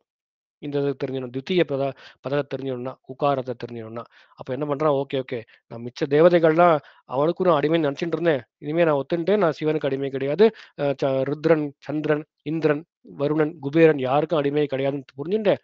எம்பெருமான் சிவன் நாராயணனுக்கே அந்த அர்த்தத்தை தான் உகாரம் சொல்றது.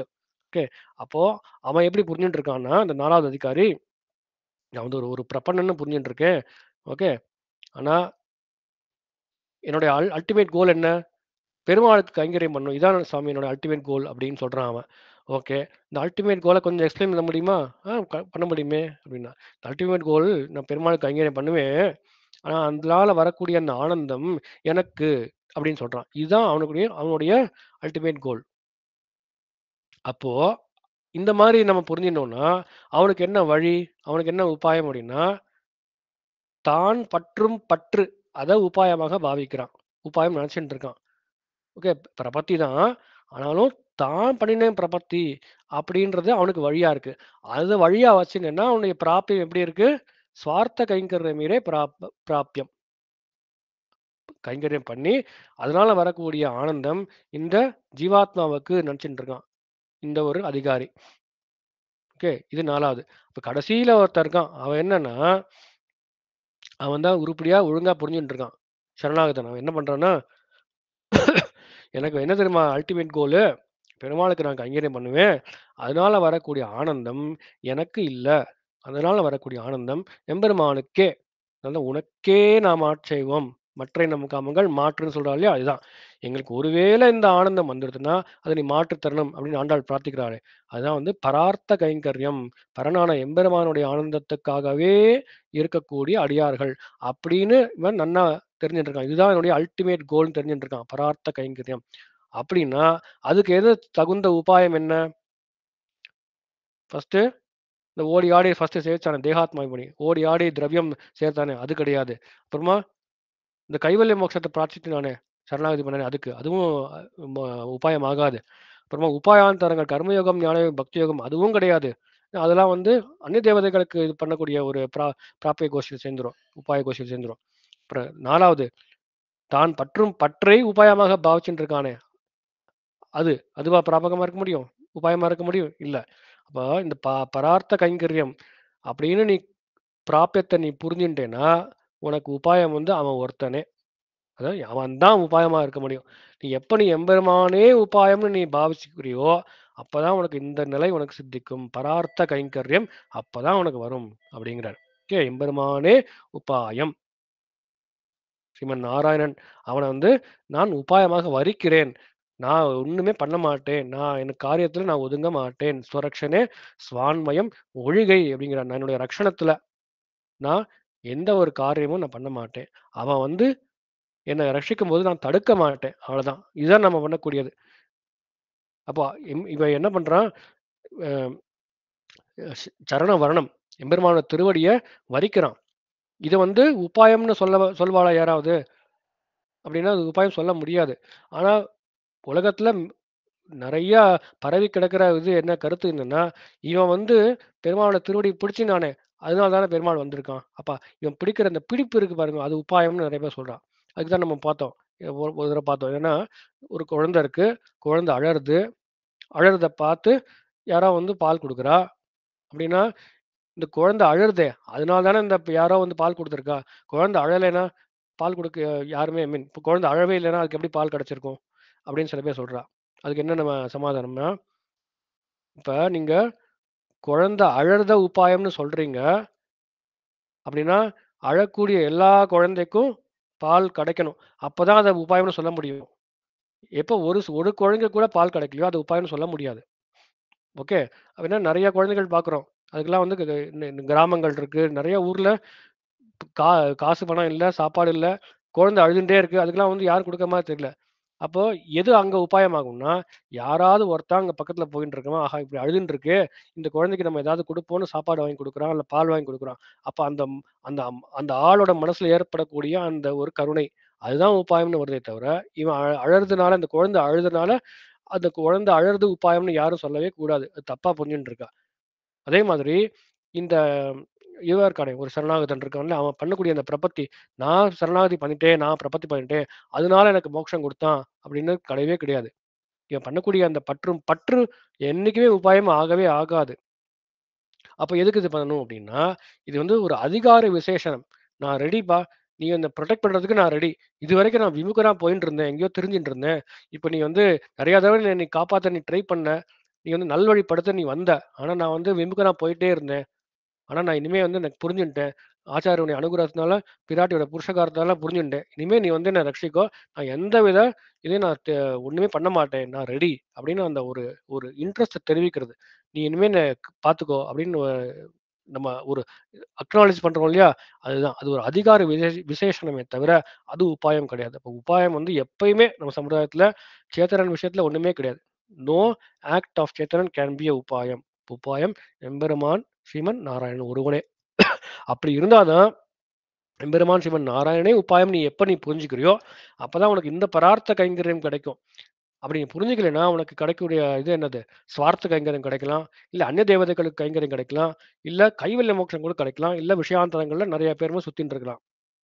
இந்த விஷயத்த தான் ஆண்டாள் இப்ப இங்க சொல்லிக் கொடுக்குறா. எங்க பரார்த்த கைங்கரியம் கடைசியா பார்த்தது இது என்ன? இதுதான் அல்டிமேட் கோல். உன்னுடைய ஆனந்தத்துக்காகவே பண்ணக்கூடிய கைங்கரியம். இப்போ 2 விஷயம் இருக்கு. உபாயாந்தரம்னு நம்ம ஈஸியா தெரியும். உபாயாந்தரம்னா, எம்பெருமான் ஸ்ரீமன் நாராயணனைத் தவிர இருக்கக்கூடிய ஏனைய உபாயங்கள், வழிகள். கர்மயோகம் என்ன? ஞான யோகம் என்ன? பக்தி யோகம் என்ன? தான் பற்றும் பற்று என்ன? இல்ல நெறையா நம்மளே நம்மளுடைய எஃபோர்ட்ல போய் தேடக்கூடிய அந்த திரவியங்கள் என்ன? எல்லாமே உபாயம் தான். அதுக்கெல்லாம் உபாயாந்தரம்னு பேரு. ஸ்ரீமன் நாராயணனைத் தவிர.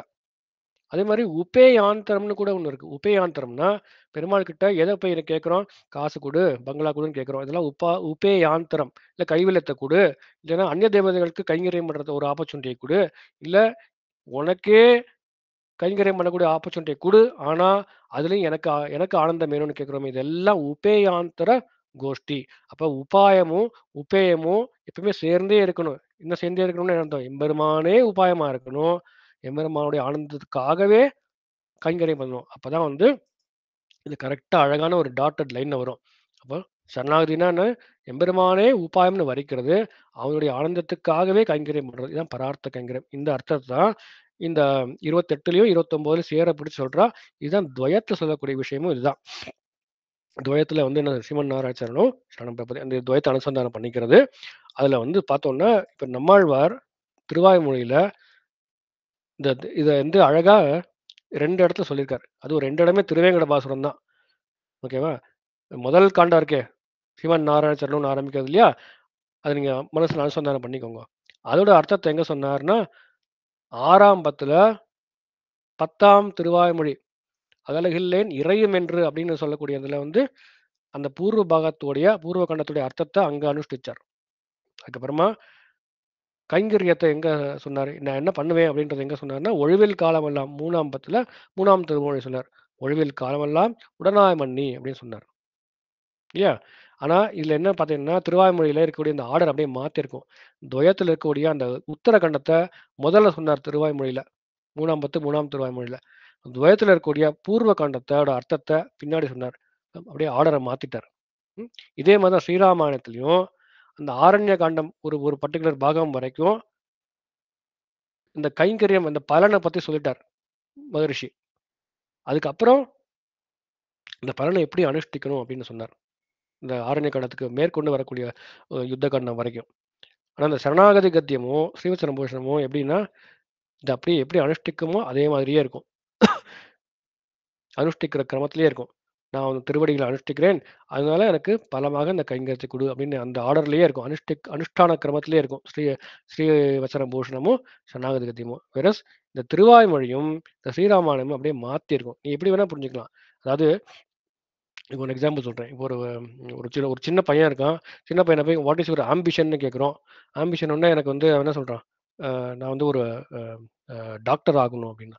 ஓ! டாக்டர் ஆகணுமா? அப்படின்னா வந்து டாக்டர் ஆனா அவனுக்கு சொல்றான், டாக்டர் ஆனா நீ இதெல்லாம் நெறைய பண்ணலாம்.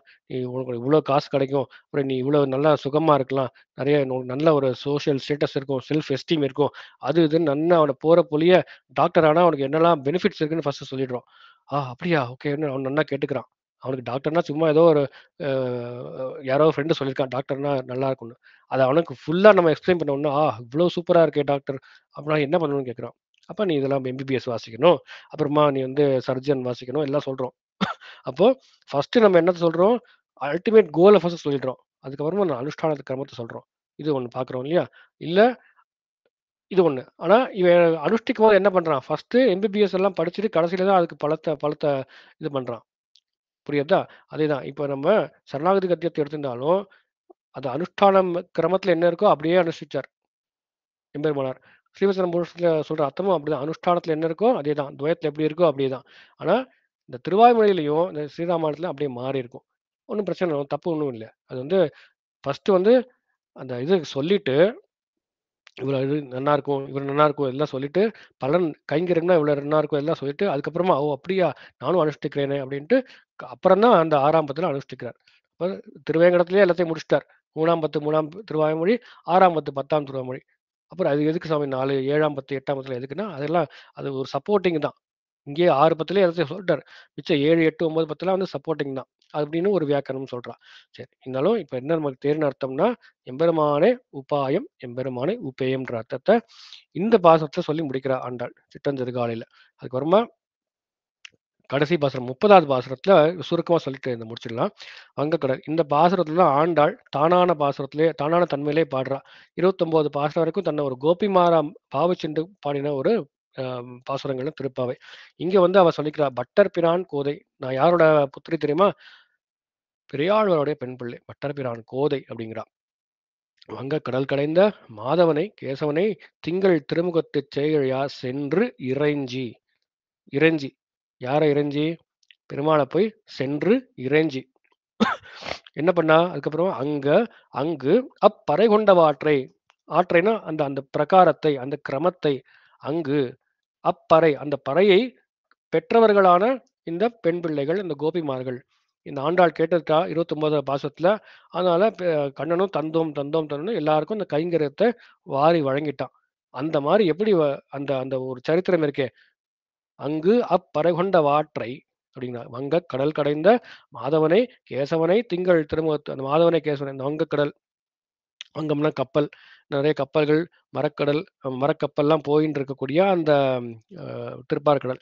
வங்கக்கடல் கடைந்த அத கடைந்த மாதவனை, கேசவனை திங்கள் திருமுகத்துச் சேழியா சென்று இறைஞ்சி, அங்கு அப்பறை கொண்டவாற்றை அந்த பறையை கைங்கரியத்தை பெற்றுக்கொண்ட அந்த ஆறு, அந்த அந்த பிரகாரத்தை அணிபுதுவை பைங்கமலர் தன்தொறியல் பட்டர்பிரான் கோதை சொன்ன இந்த அழகான அந்த மாலைகள் பாமாலைன்னு சொல்றோமே அந்த 30 பாசுரத்தினால அழகா கட்டியிருக்கா. அந்த 30 பாசுரத்துல அழகா சொல்லியிருக்கா. யார் சொல்லியிருக்கா? கோதை சொல்லியிருக்கா. எந்த கோதை சொல்லியிருக்கா? பட்டர்பிரான் கோதை சொல்லியிருக்கா. இதை விட நமக்கு என்ன வேணும்? எங்க அப்பா விஷ்ணு சித்தர் ஓட பொண்ணுனா அப்படின்னு ஓ அப்படியா ஆத்தென்டிசிட்டி அங்க அப்படியே கூடிடுறது. ஓ! பெரியாழ்வாசோட பொண்ணா? ஓகே. அப்பன்னா வந்து ஒண்ணுமே பிரச்சனை இல்ல. ஏன்னா என்ன பத்தி தெரியாம கோதைன்னா யாரும் தெரியாம இருக்கலாம். ஆனா எங்க அப்பா பேர சொல்றேன் கேட்டுக்கோங்க. சொன்னா ஆடி போயிடுவீர் அப்படிங்கிறா. பட்டர் பிரான் கோதை சொன்ன சங்கத் தமிழ் மாலை 30ம் தப்பாமை. இந்த 30 பாசுரத்தையும் தப்பாம யாரெல்லாம் சொல்றாளோ, இங்கே பரிசுரைப்பார் ஈரிரண்டு மால்வரைத் தோள் நன்ன புஜங்களை உடைய அந்த திருமால் ஈரிரண்டு மால்வரைத் தோள் செங்கண் திருமுகத்துச் செல்வத் திருமாலால் எங்கும் திருவுருள் பெற்று இன்புறுவர் எம்பாவாய். இந்த பெருமாள் பிராட்டியுடன் கூடிய அந்த திருமால் அந்த பெருமாள் இருக்கா இல்லையா அவருடைய அருள் நல்ல அருள் வந்து உங்களுக்கு எப்பயுமே இருக்கும் எங்கேயுமே இருக்கும். எங்கும் அப்படிங்கிறார். எங்கும்னா என்ன? இந்த லோகத்துல இருக்கிற வரைக்கும் அப்படின்னு ஒரு பொருள். அந்த லோகத்துல போனதுக்கு அப்புறம் அங்கேயும் ஒரு பொருள். இங்கும் அங்கும் எங்கும்னு வச்சுக்கிறது. இங்க இருக்கும்போது நல்ல சௌக்கியமா செங்கண் திருமுகத்து செல்வ திருமாலால் திருவுருளோட நீங்க இருப்பேர் அப்படிங்கிறா. இங்க மட்டும்தான் இல்ல, அங்கேயும் அங்கேயும் என்ன மேல போய் கூட உங்களுக்கு நீங்க பல பல உடம்புகளை உங்களை எடுக்க வேண்டிய வாய்ப்பு வரும். அப்படி வந்தாலும் நீங்க அங்க அந்த கைங்கரிய செல்வம் இழக்காம திருவருள் பெற்று நீங்கள் திகழ்வீராக அப்படின்னு சொல்லி இந்த 30வது பாசுரத்தை நிறைவேற்ற இந்த செங்கன் திருமுகத்து செல்வ திருமாலால் எங்கும் திருவருள் பெற்று இன்புறும் ரெம்பாவதான். இதுதான் வந்து எல்லாரும் என்ன வாழ்த்தணும். யாராவது வாழ்த்தணும் அப்படின்னா நீங்காத செல்லம் நிறைந்துன்னு சொல்வா. இல்ல செங்கண் திருமுகத்த செல்வர் திருமாலால் எங்கும் திருவுருள் பெற்று இன்புறுவர் அப்படின்னு சொல்லி வாழ்த்துவா. ரொம்ப நன்னா இருக்கும் இது சொன்ன வாழ்த்தினாலே. அதனால இந்த நாங்க வந்து கஷ்டப்பட்டு இந்த மார்கழி விரதம்லாம் பண்ணி எல்லார்கிட்டையும் பெர்மிஷன்லாம் வாங்கி இவ்வளோ கஷ்டப்பட்டு இந்த பறையை நாங்க வாங்கினோம். ஆனா ஆண்டா சொல்றா இந்த மாதிரி எந்த கஷ்டமும் உங்களுக்கு வராது. நீங்க பண்ணக்கூடியது ஒரே ஒரு விஷயம் தான் இந்த சங்க தமிழ் மாலை 30ம் தப்பாவே இங்கு பரிசுரப்பார் இரண்டு மால்மத்தோள் அப்படின்ற அந்த இதை நினைச்சுக்கோங்க அப்படின்றா. ஓகே. அதுல இந்த சிற்றஞ்சிறுகாலை நம்ம பார்த்தோம் பராசர பட்டர்ல இந்த ஒரே ஒரு பாசத்தை மட்டும் நீங்க அனுசந்தானம் பண்ணுங்க அப்படின்னு சொல்றார் சிஷ்யால்கிட்ட. அப்ப அதுக்கும் இந்த ஒரு பாசனமே ரொம்ப கஷ்டமா இருக்கு. 8 அடி இருக்கு. எங்களுக்கு மறந்து போயிடுமே என்ன பண்றதுன்னு தெரியல அப்படின்னு சொன்ன உடனே அந்த சிஷ்யா கிட்ட பராசர பட்டர் சொன்னார், இது கவலைப்படாதீங்கோ. நீங்க வந்து இந்த உன்னுடைய உங்களுடைய ஆச்சாரியன் இந்த பராசர பட்டரான நான் நான் அனுசந்தித்த அந்த பிரகாரத்தை நீங்க நினைச்சிட்டு இருங்க போறோம் அப்படின்னு சொன்னாராம். அதாவது பராசர பட்டர் வந்து திருப்பாவை அப்படியே அனுசந்தானம் பண்ணினார்னா அவர் மெய் மறந்துடுவார். எங்க போவார்? அவர் வந்து விருந்தாவனத்துக்கு போயிடுவார். கோகுலத்துக்கு போய் மைண்ட் அங்க சஞ்சரிச்சுட்டு இருக்குமா. இதுக்கு ஒரு இது வேற ஒரு சரித்திரம் வேற சொல்றது உண்டு. அவருக்கு பின்னாடி வந்து முதுகுல கட்டி வந்துடுது. அப்ப கட்டி வந்து அந்த காலத்துலலாம் வந்து இது கிடையாதுல்ல, அனஸ்தீசியாலாம் கிடையாது. அப்ப என்ன பண்ணுவா, அத அறுக்கணும். அறுக்கும்போது வலிக்கும். அப்ப சொன்னாரா, "நான் திருப்பாவை காலக்ஷேபம் பண்ணும்போது, நீங்கலாம் வந்து என்னோட முதுகு பேக் எண்ட்ல வந்துக்கோங்க. இந்த பேக் எண்ட் ப்ராப்ளம சால்வ் பண்ணிக்கோ" அப்படின்னு சொன்னாராம். என்ன அர்த்தம்னா, நான் வந்து திருப்பாவை காலக்ஷேபம் சாதிச்சுட்டு இருப்பேன். அப்ப என் மனசு எங்கேயோ போயிடும். ஆண்டாள் பின்னாடி போயிடும், கண்ணன் பின்னாடி போயிடும், மாடுகள் பின்னாடி போயிடும். அப்ப நீங்க என்ன பண்ணாலும் எனக்கு தெரிய போறதே இல்ல. நீங்கலாம் உங்க வேலைய முடிச்சுக்கோங்க அப்படின்னு சொன்னாராம். அப்போ இந்த பட்டர் எப்படி இந்த திருப்பாவை அனுசந்தானம் பண்ணிட்டு இருந்தாரோ, அதே நீங்க நினைச்சிருந்தாலே போதும் அப்படின்னு நீங்க தெரிஞ்சுக்கோங்க அப்படின்னு பட்டர் அவ சிஷ்யாள்கிட்ட சொன்னாள் அப்படின்னு ஒரு சரித்திரம் நம்ம பார்க்கிறோம். அப்போ இதுதான் வந்து திருப்பாவையுடைய தேரின் அர்த்தம். செங்கன் திருமுகத்து செல்வ திருமாலால் எங்கும் திருவருள்பட்டு இன்புறுவர் எம்பாவாய்ன்னு சொல்லி இந்த இந்த 30வது பாசத்தை நம்ம பூர்த்தி பண்ணிக்கலாம். இந்த இந்த ஒரு 28, 29, 30வது பாசத்தை பேச சொல்லி அடியனை சொன்னதுக்கு இந்த ராமானுஜ முனி குழாத்துக்கு தலைகளால் கைமாறுவேன்னு சொல்லி அடியன் தன்யோஸ்மின்னு சொல்லி நான் தெரிவிச்சுக்கிறேன். வங்கக் கடற்கரை சிற்றஞ்சிறுகாலை வந்துண்ணை செவியத்தூன் பொற்றா மரடியை போற்றும் புரைகளா பெற்ற மேத்துனம் குலத்தில் பிறந்த நீ குற்றே வளங்களை கொள்ளாமல் போகாது இற்றை பரகுள்வான்றுகான் கோவிந்தா இற்றக்கு மேழே பிறவைக்கும் உந்தன்னோடு உற்றோமை யாவம் கேரம் ஆட்சைவம் மற்ற நம் காமங்கள் மாற்று வங்கக் கடல் கடைந்த மாதவனை கேசவனை திங்கள் திருமுகத்துச் செயலியா சென்னிறைஞ்சி அங்க அப்பறகொண்ட வாற்றை அணிபுதுவை பைங்கவரத் தன்தரில் பட்டரபிரான் கூது சொன்ன சங்கத்தமிழ் மாலம் 30 பாமை இங்கி பருகிறப்பார் 2 மால்வரைத்தோள் செங்கண் திருமுத்து செல்வத் திருமாலார் எங்கும் திருவுருள் பெற்று இன்புறுவர். ஆண்டாள் திருவிலேசனம் ஆழ்வார் எம்பெருமானார் ஜீயர் திருவிலேசனம் அடியன்மா.